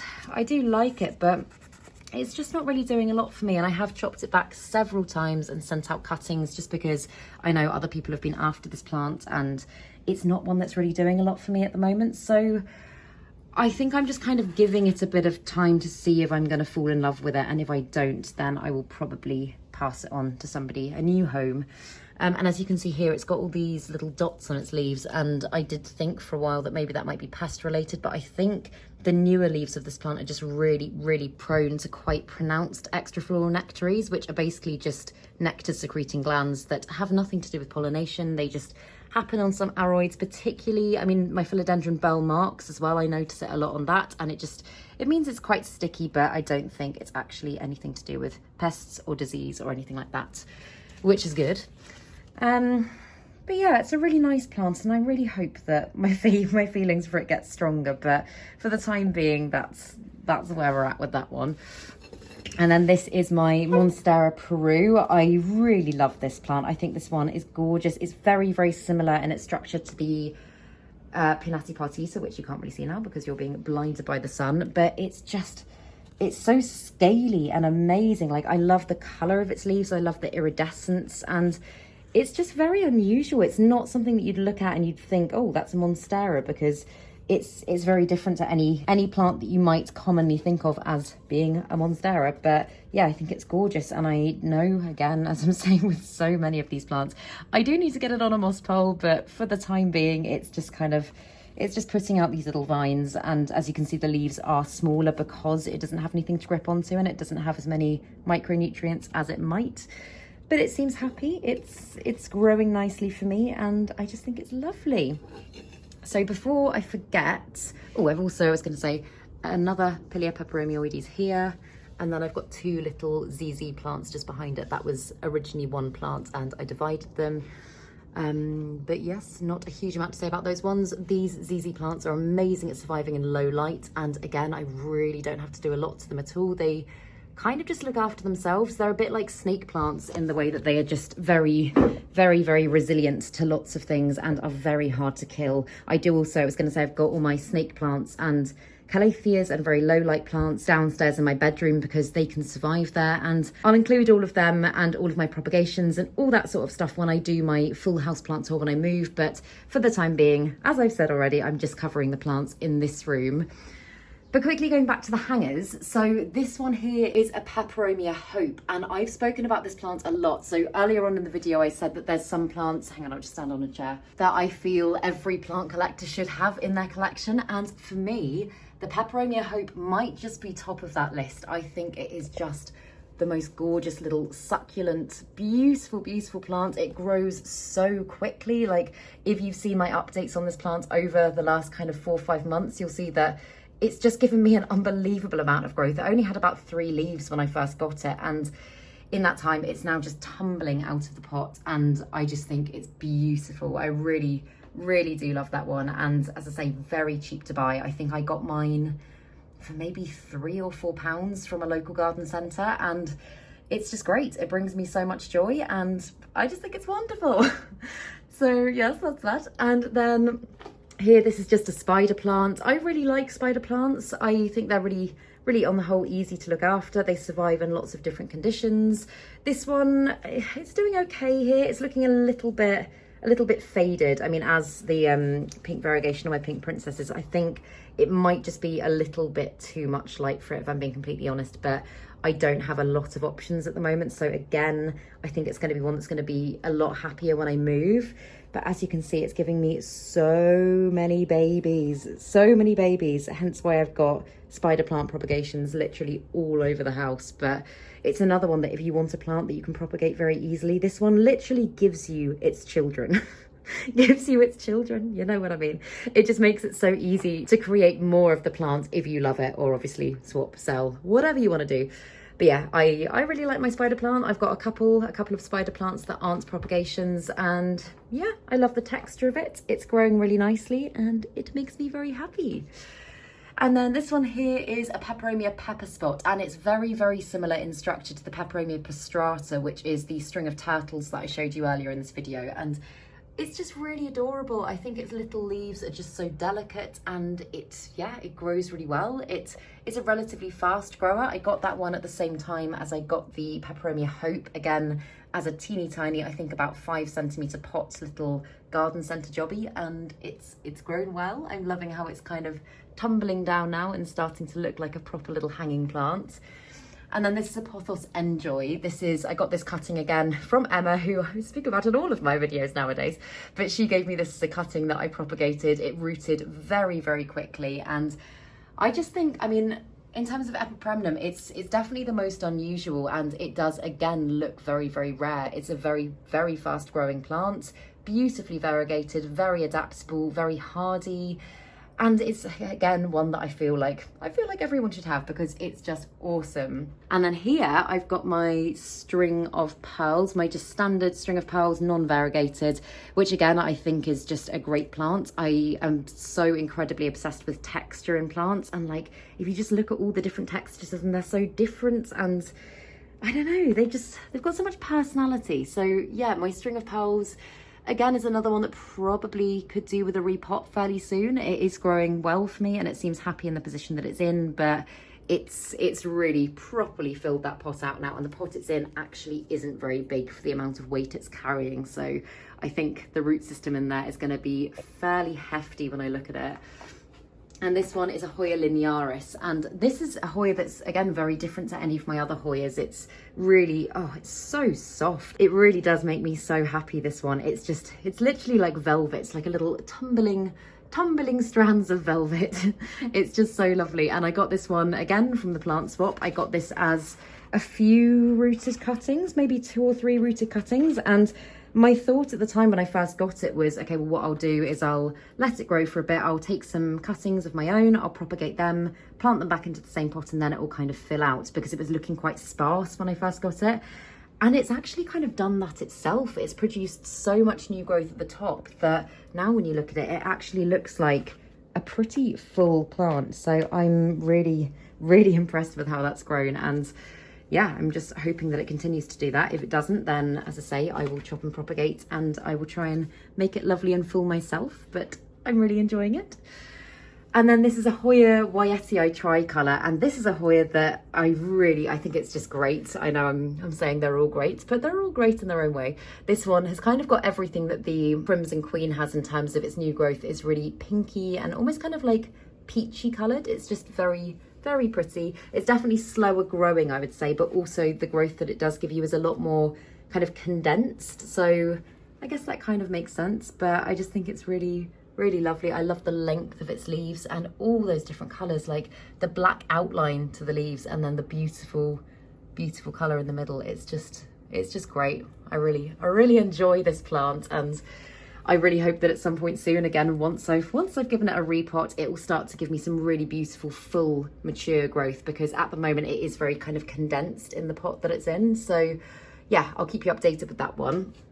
And then let's come down here. So this is one of the plants in my collection that I am I know I'm obsessed with quite a lot of them, but this is my white princess philodendron, and this is one that I am so proud of. I'm proud of how well it's grown, and to be completely honest, I'm so proud that this is my plant. Like, I'm just so happy that she's done so well. And I mean, the maturity of those leaves, she is, in my opinion, and maybe it's just because I am her mother, but I think she's the most beautiful white princess I have ever seen. I'm just totally in love with her. And recently she did start giving me what I have now found out is going to be a flower, like a little inflorescence. But I was so confused when I first saw this, because I've never had a philodendron flower for me at all. And then I started seeing this thing coming up and I was like, what is going on? Because it doesn't come from a node, it actually comes from the petiole itself. Like, it comes from this little bit here.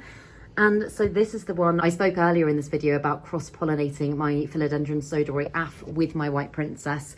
And this is the plan. And I know that there is a risk that obviously it's going to take a lot of energy from the plant in order to be able to do it successfully. But I think I'm willing to take the risk just because I would love to create some beautiful hybrids. Like, can you imagine this crossed with the Sodoroi Af? How beautiful would that be? I can't even quite comprehend how amazing that would be. But so yeah, that's my plan, and I will definitely be taking note and vlogging the whole process, because oh my god, it sounds so fascinating, the whole process of pollinating philodendron, and it sounds a lot more complicated than Anthurium pollination, but it's something I'm really excited to try. So I'm hoping I don't miss the one night the flower opens. I'm really watching it, and I'm hoping that I'm not going to miss it. I am away next week, so I'm really hoping I'm not going to miss it, but we'll see. I'll keep you updated. And then down here on top of my humidifier is this is a relatively new addition to my collection. This is an Anthurium caraceum, and it's very similar. I said this when I got it, very similar in structure to the Jungle King. Let me just take it out so you can properly see it. Yeah, its structure is very similar to the Jungle King, if any of you are familiar with that plant. And I love the way that the Jungle King grows. And the thing that really grabbed me with this plant was just the length of its leaves and how beautiful and strappy they are. Again, texture, like I feel like amongst all my other plants, this one looks very different. It seems happy so far. It has only been, how long has it been? Just over a week. And I know that is a very short amount of time to even talk about acclimation in the sense of it having adjusted or not, because I know this plant is still adjusting. But from what I know about it, from what I've researched, and from what I know about the Jungle King, it is a very hardy plant. So I'm thinking it's going to be absolutely fine. Hence why it's not in my cabinet like some of my others, because it wouldn't fit. And I have faith that it will be okay. So yeah. And this one here that's looking really quite curly at the moment, I did just give it a water before I started filming this, but this is a Scindapsus Silver Hero that is really gorgeous, but as I say, it's probably not looking her finest right now. You can see she is very, very, very curly. She was bone dry, and that's completely my own fault. I just didn't check on her to water her until it was a little bit, well, not too late, she'll be fine, but until longer than I should have done. But I love her colour. I love unusual types of Scindapsus. Oh, there's a fungus gnat, you go away. But yeah, I'm excited to watch her grow. I'm really hoping she takes well to the moss pole, because I've never grown a Scindapsus actually up a moss pole, and I think this would be a really nice one to get growing. But yeah, again, I'll keep you updated. And then this one here is an absolute giant nowadays. This is my bird of paradise, and it's grown amazingly for me in the time that I had it. I have had this plant for just over a year now, and it was fairly small when I first got it. I picked it up for I think about 15 pounds. And this is a plant that I think has been so happy in this room because it loves the heat of it, especially at this time of year. This room is very, very warm, loves the heat, loves the light, and just seems to be doing really well. I don't want to jinx it whenever I say that about a plant. I'm like, oh God, what's going to happen now? But as you can see, like the size of her leaves is getting pretty crazy, and I think she'll really be able to flourish again in my new place, because at the moment she's really crammed in with lots of other things, and I'd like to be able to kind of give her her own space to just look beautiful and be happy. But for now, she's on my green wall. But yeah, I don't know if she'll ever flower for me. I know she's definitely not mature enough to do that yet, but they are capable of producing beautiful flowers.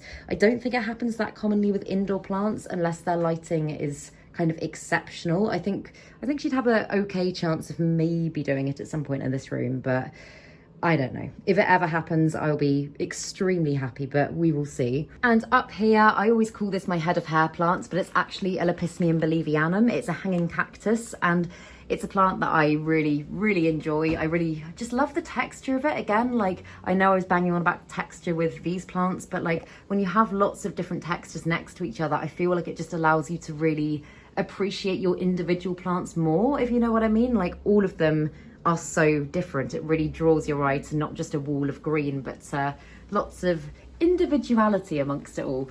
But this one has been very fast growing for a cactus. It's really not required that much care at all. I think I water it maybe once every 2 weeks or something like that. I just basically wait for the soil to completely dry out before I do anything to it. But it's giving me lots of amazing upward growth there, which looks a bit crazy, but I'm really enjoying it. I think it's great, and yeah, I don't have a huge amount to say about it apart from that. I just think it's awesome. And up here is one that actually isn't doing amazingly at the moment. This is a Pilea glaucophylla gracie, and it's a really lovely plant, but as you can see just towards the end of it there, it's getting quite dry. Again, this is probably one that I need to take downstairs because the heat in here has just been too much for it, and it's just not looking as good as it could be. But I love the bluey color of it, and again, it's quite similar to the pepper spot that I showed you.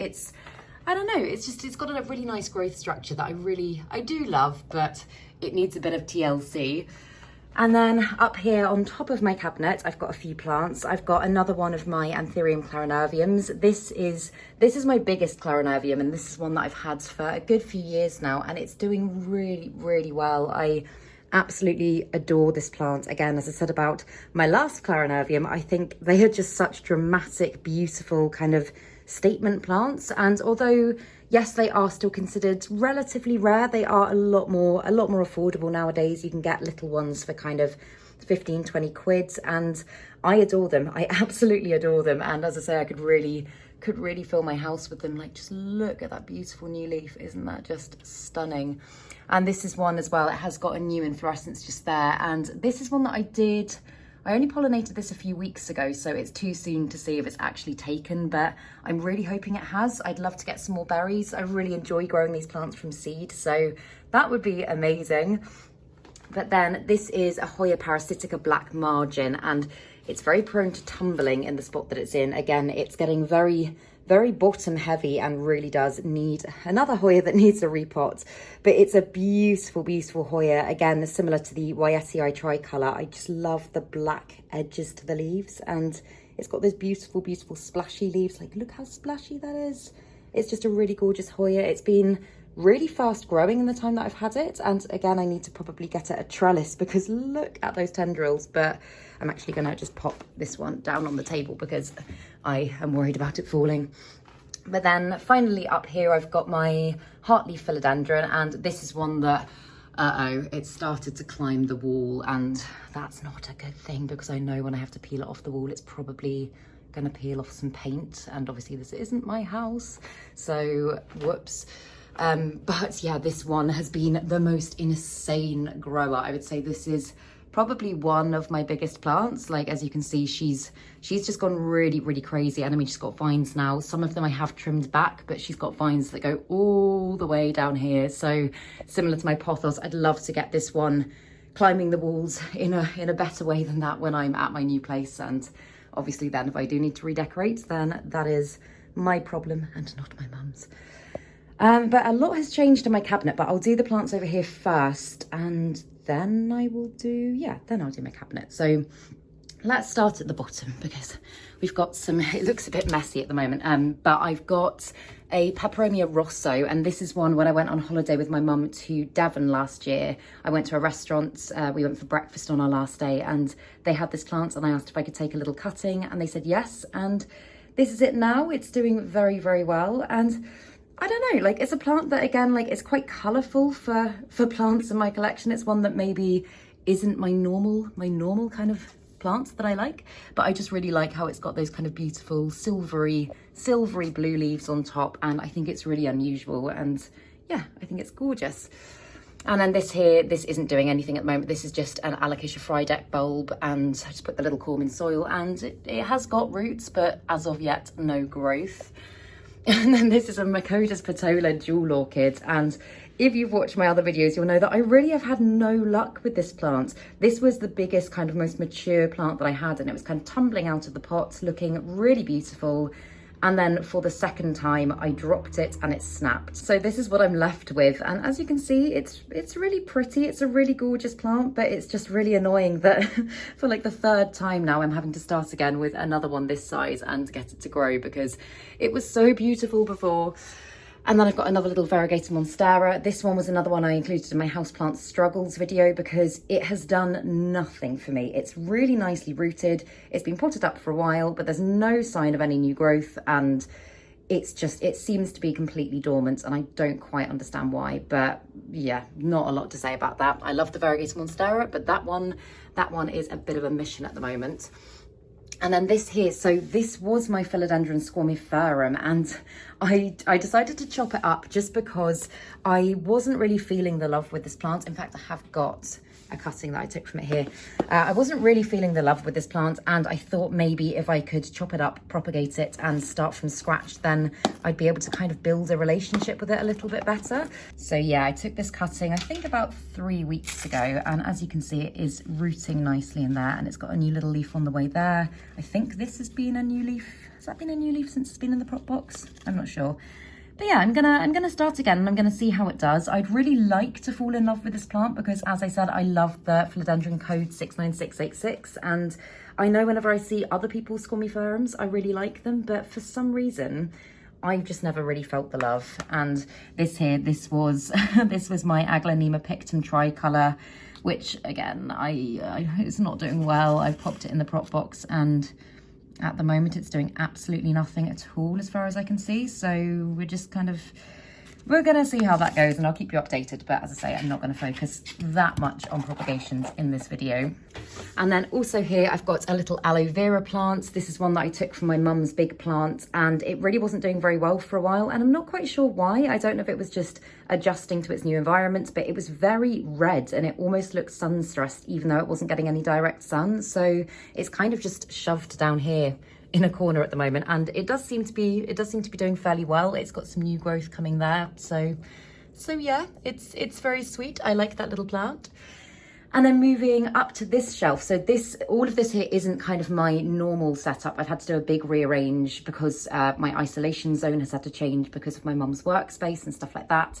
But this is a blue star fern. And this is one that I got again in this wasn't a swap plant, but I got this from my friend Emma. She was getting rid of it. And I just think it's beautiful. Like, look at the color of those leaves. It's just stunning. And it's actually done really well for me in the time that I've had it. I always get a little bit freaked out by ferns because ferns are a type of plant that I struggled with for such a long time, but touch wood, it has done very well. And as you can see, it's got lots and lots of new growth coming there. So yeah, I'm just trying to keep the humidity really, really high for it. I sometimes put a little humidifier there next to it when it's really warm in the room to kind of just intensify that for this plant because I know it really likes it.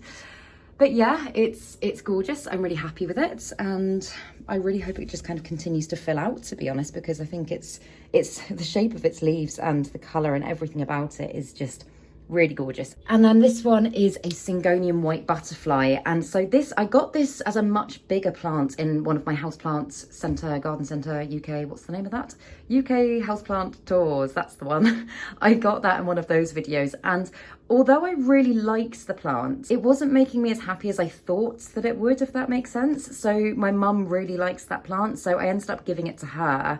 And then I kind of thought to myself, oh no, but what if I want it again at some point? So I took a little section, I propagated it, and this is the little baby. So I don't have particularly strong feelings either way towards this plant at the moment, but I'm glad that I have still got a little one in my collection, even if it's not the big full one that I originally bought. And then this shelf here, I think I might need to take some stuff off because it's a little bit crowded, but this is a little lemon lime maranta, and I got this as a cutting at the plant swap, and I think it's just really, really beautiful. It's grown really well for me. It's been flowering like crazy this summer, and as you can see, this is the point where the flowers were, and I have actually chopped them back now just to kind of try and get some of its energy going into lovely new growth, because I think its leaves, I mean, look at that.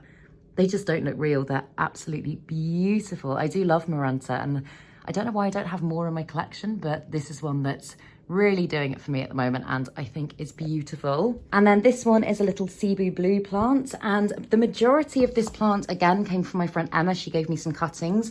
The little fenestrated leaf down here that you can see, that was from my own original cutting. Oh God, fungus gnats, they're absolutely doing my head in at the moment. But yeah, and I planted that up with the cuttings that she gave me to make kind of a lovely full plant, and it's still kind of waiting to fill the pot. It's only been potted up for about a week, but I absolutely love it. Again, very structurally similar to the Monstera siltepecana, and I just think its leaves are beautiful. Oh, look at the fungus gnat. I need to get my hydrogen peroxide out.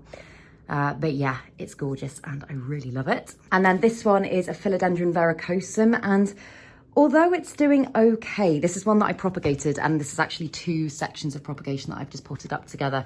Although it's doing okay, this is one that again was, I mean, just needed more water when I was away on holiday, and I don't think it got it. You can see it's got all of these little spots all over its leaves, and that, I mean, the kind of the brown with the yellow around the outside is just a classic sign of not enough water. And even the new growth here, I mean, I've checked very thoroughly for pests and everything, and it is pest free, but it's just looking a little bit, I mean, it kind of looks like, I guess a nice way to think of it is it's got lots of little stars all over it, but it's definitely not looking as healthy as it could be. It's a beautiful plant, and I have all the faith that it will bounce back, but yeah, unfortunately that discoloration on the leaves is, I'm pretty sure, here to stay now. I just love the fuzzy petioles of this plant. They are just so adorable, and they're so soft, and it's just a great plant. I really do love it. And I reckon I can probably show you the other ones over here on the shelf now. This is a Syngonium wenslandii. And again, I love the dark dramatic leaves and that kind of just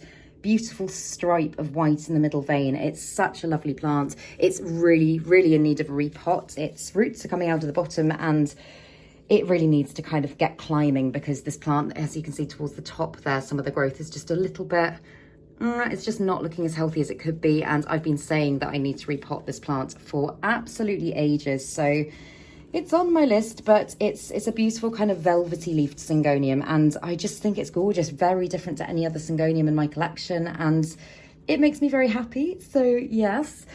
And then I've just got a little Monstera adansonii plant here, which again, I included in my Monstera collection tour recently. I went through a period where I kind of fell out of love with the adansonii a little bit, and I don't know why. Now that I've got this one, I'm just totally back in love with it, and I don't know what happened. I actually ended up chopping up my old big one to send out cuttings because it just wasn't bringing me that much joy. But I'm trying to put it down and it's not balancing. There we go. But yeah, it's a really gorgeous plant, very cheap to buy again nowadays, but very unusual, and I just think it's gorgeous. And here, another Anthurium clarinervium. This is the, it's not that one over. This is the third and final clarinervium in my collection, and again, a really lovely plant. As I've already said, and you can probably tell, I could fill my house with these plants, and I pretty much am. This is my third, and I'm sure will not be my last. It's weird, this new leaf has unfurled with markings that make it look like it's been kind of nibbled by something. Whoa, my goodness, that plant needs to move. It's going to fall over. But I've checked it. Oh, I haven't checked it properly. I see a thrip. Okay, let me put this plant down and then let's deal with that. Oh, for goodness sake. Yeah, just there. There's a little thrip. So this plant is going to come off this shelf and it's going to go through into the next room for isolation and pest treatment later today. How annoying. I did suspect that there was something there because, as I say, I could see the markings, but I just couldn't see any other pests. Okay, well, let's just, bye-bye. Let's just say goodbye to that one for now. Anyway, right. So all of the ones that have been over here, I'm going to have to keep a very close eye on now. Annoyingly, thrips do fly. So now that they're in the room, I'm probably going to have to do a thorough pest check of all of my plants, which is going to be great fun. But that one that I just saw was very pale in colour and did look like it was quite a juvenile thrip. So maybe, you never know, maybe that's the only one, although I know that's very unlikely. And this is the one that just was falling, and I just moved over here and is desperately in need of a repot. This is a Syngonium mojito, and it's such a beautiful plant. I love the variegation on its leaves, and I just think it's so unusual. But again, similar to the Wendlanii over there, it's one that I've been saying for such a long time that I'm going to repot. And I mean, that is like the most root-bound plant ever, and it's not even standing upright anymore. So yeah, that is a pretty desperate repot waiting to happen just there. And then I've just got two more here. Let's start with the one that's not doing well. So this is the one that I told you about earlier on in the video. This is my Peperomia Frost, and it's not looking happy at the moment. It was severely underwatered in the time that I was away, and a lot of it's died off. It has still got some healthy growth, but it has been a case of taking a lot of cuttings and propagating a load of them and hoping that, I mean, even if this plant doesn't bounce back, kind of the mother plants, then at some point I'll be able to get a lovely new plant going, because it's just gorgeous. I love those bluey silver leaves. It's so pretty, but I'm not showing you it on a very good day today. It's definitely not looking very happy. And this one is my Hoya australis Lisa, and I adore this Hoya. For me, it's been really fast growing. Again, I got it at the same time as my Wyetii tricolour over there that I showed you. And they've kind of, I mean, they've grown at similar rates, I guess, but this one, I don't know, it's just kind of bushed out so much that it feels like a really beautiful full plant now. And I know I could chop and prop and kind of get some more cuttings going in the soil to make it appear even fuller, but for now I'm just really happy with how it's growing. I love how its new growth comes in really beautiful and pinky, and then again just fades to a beautiful almost kind of camouflage variegation afterwards. But yeah, it's stunning, and it's been very easy to look after as well. It's one that, ooh, if it doesn't fall over, has really given me no grief, and I'm just a massive fan of it. I really love it. And so there's a couple more hangers up here. This is a lipstick plant. This is, oh, what is that cobwebby thing hanging up there? That's not nice. This is a, oh, the name's just gone from my head completely. I'll put the name on the screen. something marmoratus, I think, but I can't remember. Put it on the screen. But I love this type of lipstick plant so much. It's been such a fast grower for me. And as you can see, it's kind of just like a massive hanging bush nowadays. It's really filled out, and its leaves are just so pretty. They kind of almost give me Hoya vibes. I don't know why, but like, I think they're just gorgeous. They're also not quite as plump and full as they could be at the moment, because again, this plant really does need a drink. I haven't watered this one in a good couple of weeks, I don't think, and it has been warm, but yeah, it's just gorgeous, and I feel very lucky to have it. And then this is the final hanging plant. This is another spider plant. This is a variegated spider plant, and my mum had a very big spider plant that was always giving us babies, and I think about a year ago I took one of the little babies off hers and propagated it, and this is it now. It's doing very well, and it has, well, I mean, it's slowly starting to give me some little babies of its own. It's just finished flowering, but yeah, I really like spider plants, and I am very happy with that one. But then going into my cabinet, right, let's get in here. So the humidity is currently 81% and the temperature is 24 in here. Let's start at the top. Let's start at the top and work our way down. So at the back here, this is one that I got from the Rare Plant Festival fairly recently. This is a Hoya tangamoose. I'm still not quite sure how you pronounce that, so if you know, please let me know. But it's just really beautiful. I love the veination. I think it's quite similar to the Caladium with its vein pattern, and I just think it is so beautiful. Also, the size of that leaf is just incredible. Again, I said about weird and wonderful Hoyas. This is one that's really doing it for me, and I'm so excited to watch this one grow. And then just down here next to it, I've got a teeny tiny Alocasia caprea Red Secret. This was very kindly given to me by Memo, who is Houseplanty Goodness on YouTube. He saw that my Alocasia had died, and so he brought me another one, which was so sweet of him. And it's one that I just absolutely adore. It's got this beautiful kind of goldeny, purpley red iridescent leaves, and it's just gorgeous. I haven't potted it up yet. It's just in damp sphagnum moss, but really enjoying that one. And then let's clear some space. Okay, let's take this one out, because this might just be my favorite, or one of my favorite plants in my collection at the moment. This is another one that I got from the Rare Plant Festival. It's an Anthurium SP Lemon, and it is just the most magical plant. It just blows my mind, and in the time that I've had it, it has also started to give me another new leaf. And the thing, as I've already said in this video about anthuriums, I love how their leaves start so small and delicate, and then they just get bigger and bigger and bigger. But this is actually a vining anthurium, and I've never had a vining anthurium before. I'm very excited about it, but it does mean that in order to achieve really gorgeous big growth, I will have to get it on a moss pole. Like, you can actually kind of see a little nodal point there, which is really unusual, and I'm just really excited about this one. I feel so lucky to have this plant, and when I saw this one, it actually overtook a wishlist plant that I also had my eye on, so I don't regret it. I think it was definitely worth it, and yeah, I'm obsessed. And this one here is a Hoya SP Burtonate AF, and I got this at the plant swap as a teeny tiny cutting, and it's doing really well now. And the thing I love about this Hoya is its leaves, although they might not look it on camera, are so soft. Like, I cannot even explain how soft these leaves are. They're like, they must have loads of kind of teeny tiny hairs all over them, because they just feel like velvet. It's just such a delicate, beautiful plant, and I love the way it's growing for me. Like, look at all those teeny tiny leaves coming in there.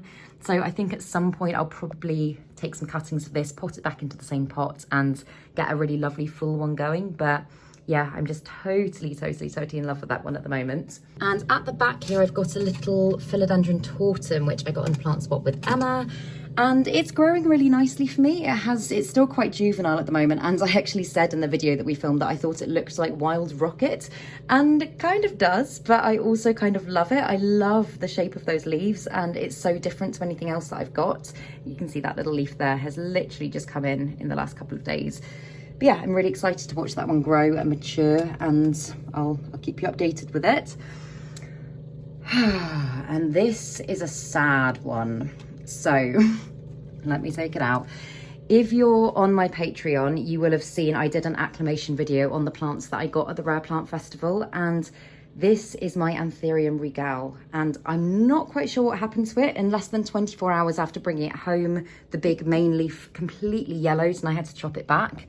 And I trimmed back a lot of its root system, and I thought it had a new growth point. I thought maybe that would be okay, but actually today I've woken up and you can kind of see, if it'll focus, you can see it's actually, that almost looks like it's starting to rot. So I think I'm gonna have to take this plant out again, have a proper look at it and make sure that there's no rotting further down. I thought that I got it all, but I really, I don't think that leaf is going to make it. I feel like if I was to push hard on that, it would just fall off, in fact. So I'm really upset about that, because that's a plant that's been on my wish list for absolutely ages. And I was so happy with it when I got it, but sometimes it's just not meant to be, or it's not meant to be at this time. So I'm going to do all I can to possibly save that plant, but this is where we're at currently.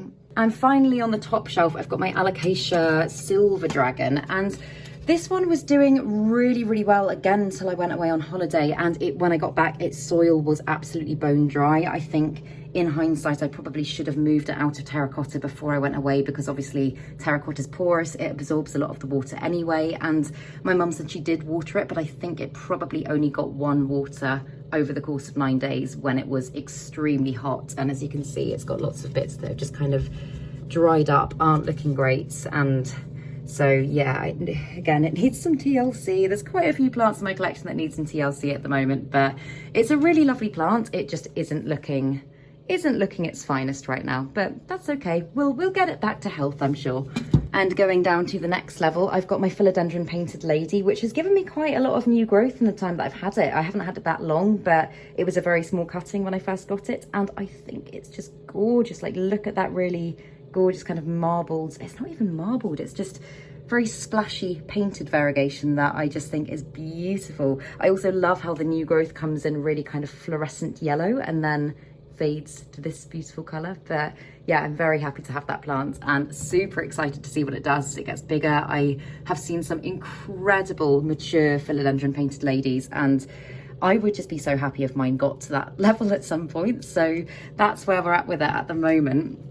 And this is a mystery Scindapsus. So Emma again gave this one to me, and she was sold it as a silver hero, and I did show you my silver hero down there, the curly one on the moss pole. And to me, I mean, the structure, obviously it's still quite young, but the structure of the plant looks maybe more like, I don't know. I mean, some of you have said platinum and others have said tattoo, because apparently as the leaves kind of mature, they've got more of a kind of a darker pattern to them, which you can't really see yet, but that's Emma's experience with it. So yeah, I'm not sure if it's tattoo, I'm not sure if it's platinum, not sure if it's some kind of weird silver hero. If you have any theories, then do let me know. But yeah, I only potted it up fairly recently, and so far it seems to be very, very happy. But yeah, I just love those silvery blue leaves. They're just so pretty. And this one here is an Epipremnum that I have not had before. This is Epipremnum Kujang, and I really don't know a lot about this plant at the moment. I mean, I've done a little bit of research and I've seen some gorgeous pictures of what it looks like when it's fully matured, but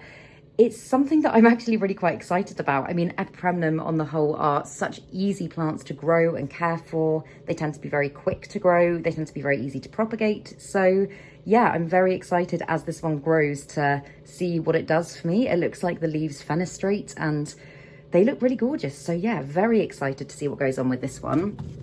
And then here, this is kind of like bittersweet. This is a beautiful Variegated Monstera cutting that I took from my mother plant, which I'll show you shortly. It's one that I constantly chop and propagate, and it burnt really, really badly. So a lot of the beautiful white variegation was lost.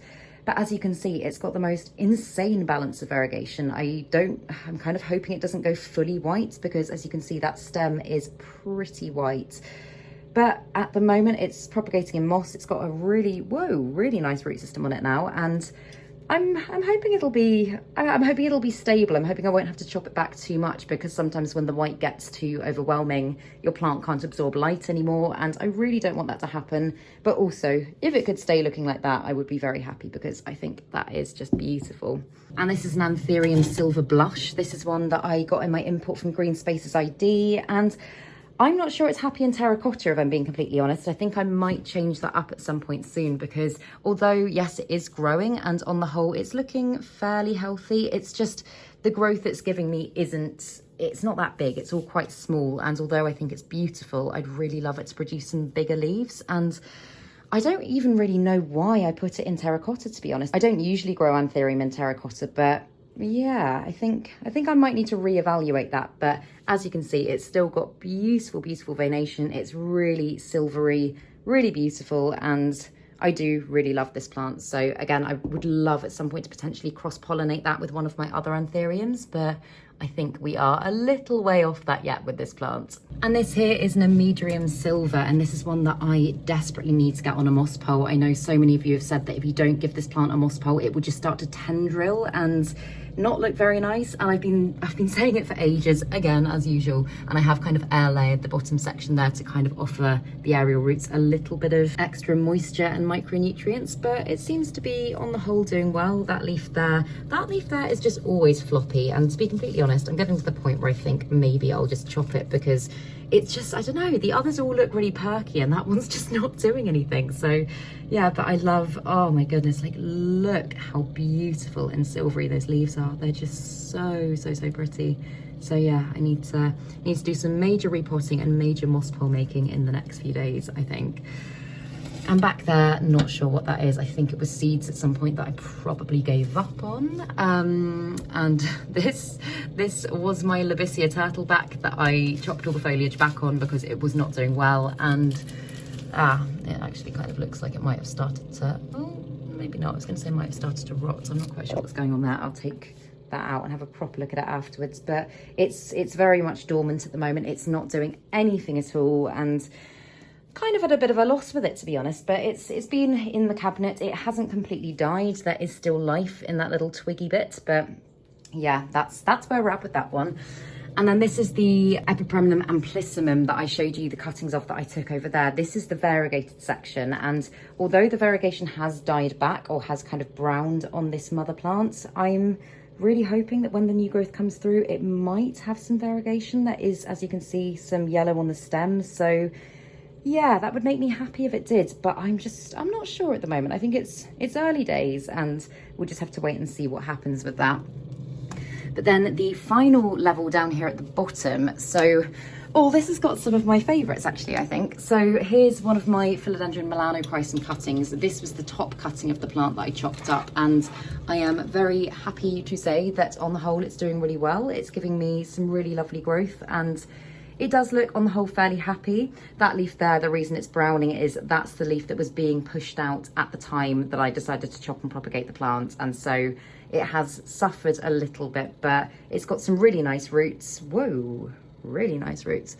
And yeah, I think it's gonna do well. So I need to pot that one up soon at some point as well.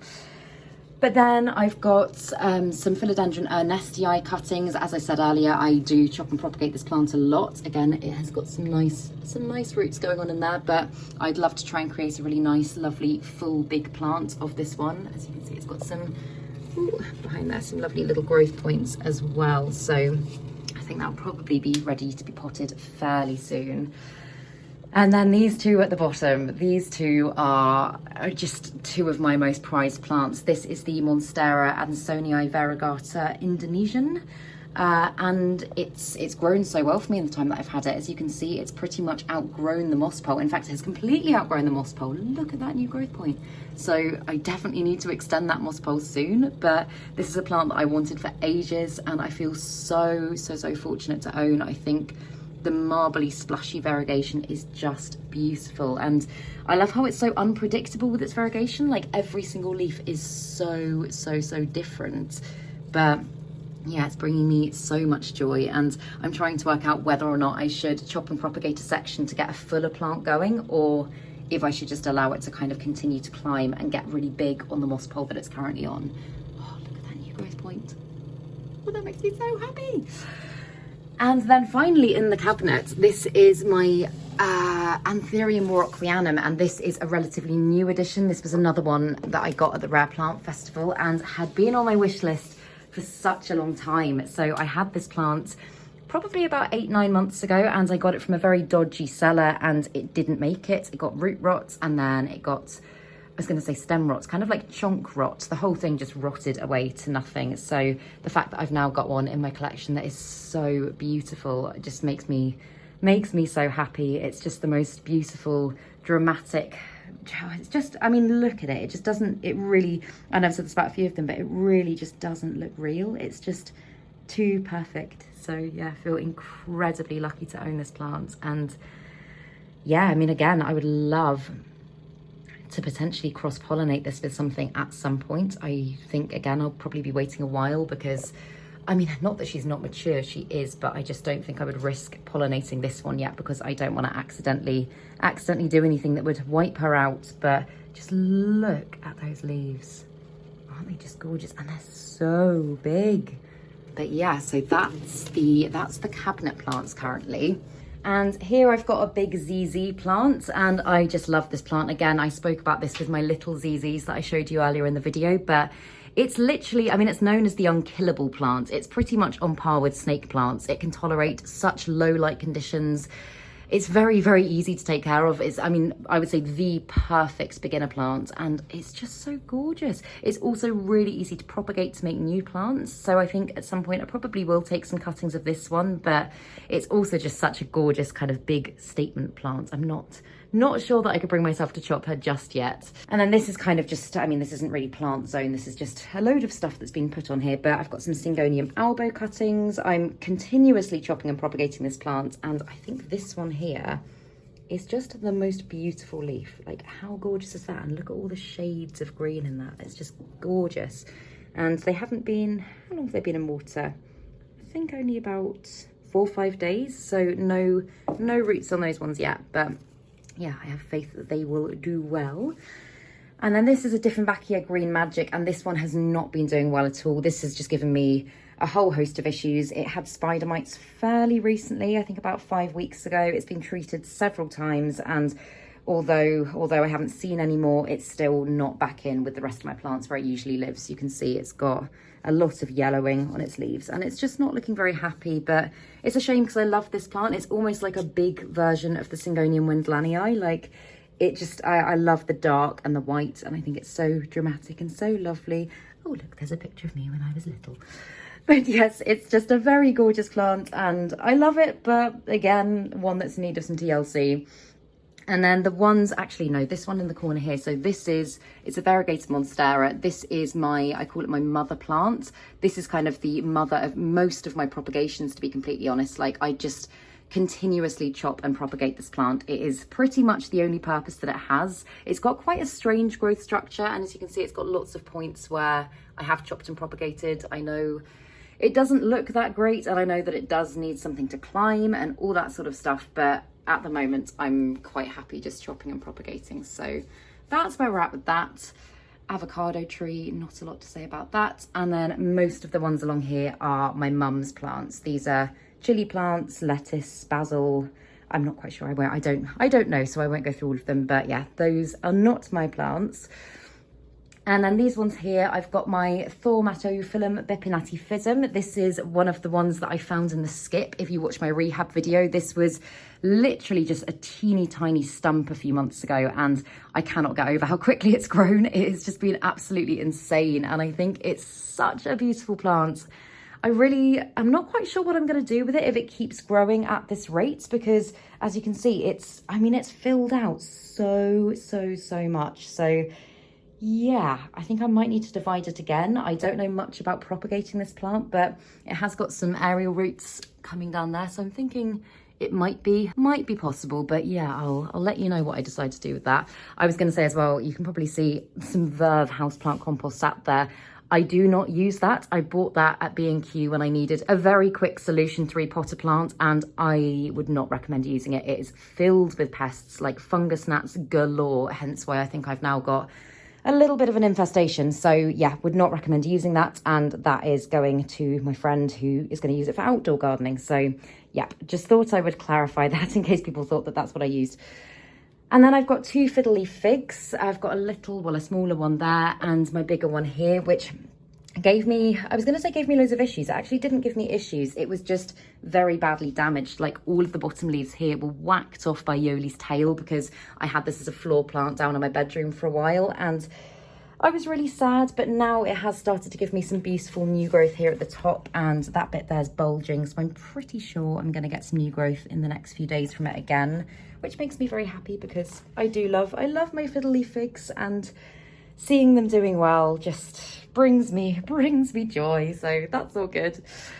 And then I've got a yucca plant here. This is quite a big yucca. She's doing okay. I've got to be honest, she has been slightly neglected. I think because she's such an easy to care for plant, a lot of the time this is one that I kind of think, oh well, I mean, I know she needs a drink, I'll leave it another few days because I haven't got time today. And for that reason, she's got some, like just there you can see some browning tips and stuff like that, and I think that is just down to inconsistent watering. So I do need to kind of get back on top with this plant, but she's giving me some lovely new growth. She's really full and on the whole I would say fairly healthy, but yeah, I just need to start being a little bit better with this one.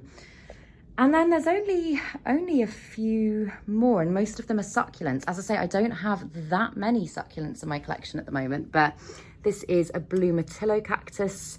Hasn't been repotted in about 3 years, and this is just kind of a standard mini cactus that I think a lot of people think, oh well, I mean, I'll just put it there and let it do its thing, and I am definitely guilty of that. I have not given this one enough love at all.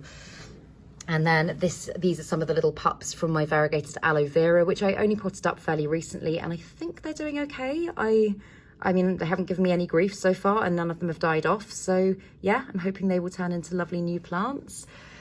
A little Howarthia here. I'm pretty sure it's a Howarthia, and to be totally honest, I kind of think it's dead. It hasn't done anything in a very long time, and I know that this is probably too much light for it where I've got it, but it's one that's really just kind of fallen under my radar, and I haven't really cared for that well, so I'm very sorry, and we'll see if there's anything that can be done there. And then I've got a little Echeveria.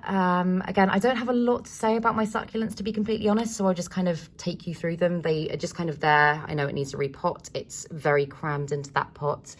A string of pearls that I propagated in soil. It got a bit scorched during the heat wave, but apart from that, it has given me some lovely new growth, so sticking with that. And this is a propagation from the plant that I'll show you up here. This one that actually is not doing very well either. This is, I always want to call it a Celencerius Warlecki or Warleckii, and I know that is not the correct way of saying it, so again, I'll put the name on the screen. But this one, I thought it would be absolutely fine without water in the time that I was away on holiday, and it wasn't. I came back and it had just literally dried up and was not looking good at all. So this is where we're at with it now, and it needs a really good chop back, but it is, by the looks of it, very easy to propagate. Like you can see all of those roots there, all of those roots there. And so I have propagated that little section in soil just to kind of see if it would take, and it has. And all of that new growth at the top has been growth in the last couple of weeks. So yeah, I think I'm gonna have to chop it up and start again, sadly. And then I've got a little Sansevieria here. Can't remember the exact type of Sansevieria. I was going to say, is it a Kirkii? But I don't think it is. That's also, I've just noticed, given me some little ones there at the bottom. So I think I need to pot this in a much bigger pot to kind of get it back to health. And then these are String of Hearts Silver Glory, I think. Again, I got these from Emma, and they're just propagating at the moment, but they do seem to be doing, on the whole, fairly well. So I'm just leaving them there to do their thing. This is the shelf that I pretty much ignore, if I'm being completely honest. I probably only check on the plants on here, I don't know, once every couple of weeks. They're just kind of there in the meantime.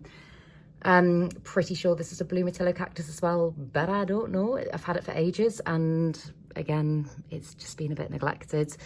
And these are some String of Hearts propagations that, I mean, some of them are doing okay. Some are variegated and some are just standard, but as you can see, some of the vines here have started to die off, and that actually looks quite pretty. Wow, look at the vein structure of that. Isn't that amazing? Oh my goodness, I've never noticed how pretty that is before. It looks like a heart, like, as in not just heart shaped, but like an actual heart, if that makes sense. But yes, some are doing okay and rooting, and others are not. And I can't remember the name of this one either. It's obviously just a little succulent.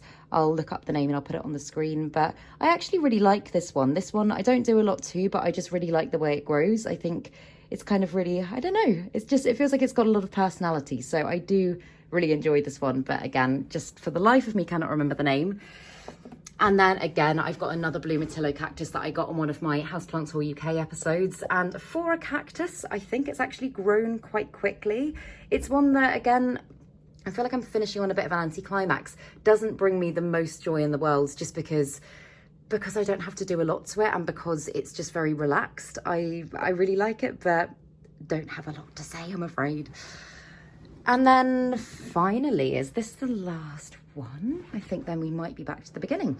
I think this is the last one. So this is a Sansevieria that I got from Emma, and it's a, I was going to say Silver Glory again. It's not. I'll again put the name on the screen, but just look at the colour of that. I mean, I really like snake plants, and I had never seen one in this kind of shade of silvery blue before. It's just beautiful, and it's got a little pup that was coming up in the soil there that suddenly started to kind of take off, and it's doing really, really well. So yeah, I'm very excited to watch it grow, and with all of these plants, I'll keep you updated. As I say, I've got some very exciting ideas in terms of displaying them, things I'm going to do to keep them happy, all that sort of stuff. I've got some really exciting things planned for when I move, so I will 100% be doing an updated houseplant tour when that time comes, which I'm hoping is probably going to be in the next few weeks now. We are kind of moving towards final stages of that. But yes, make sure to stay tuned for that. But if you enjoyed this video, please make sure to give it a thumbs up, subscribe to my channel, have a lovely day, and I will see you in the next video.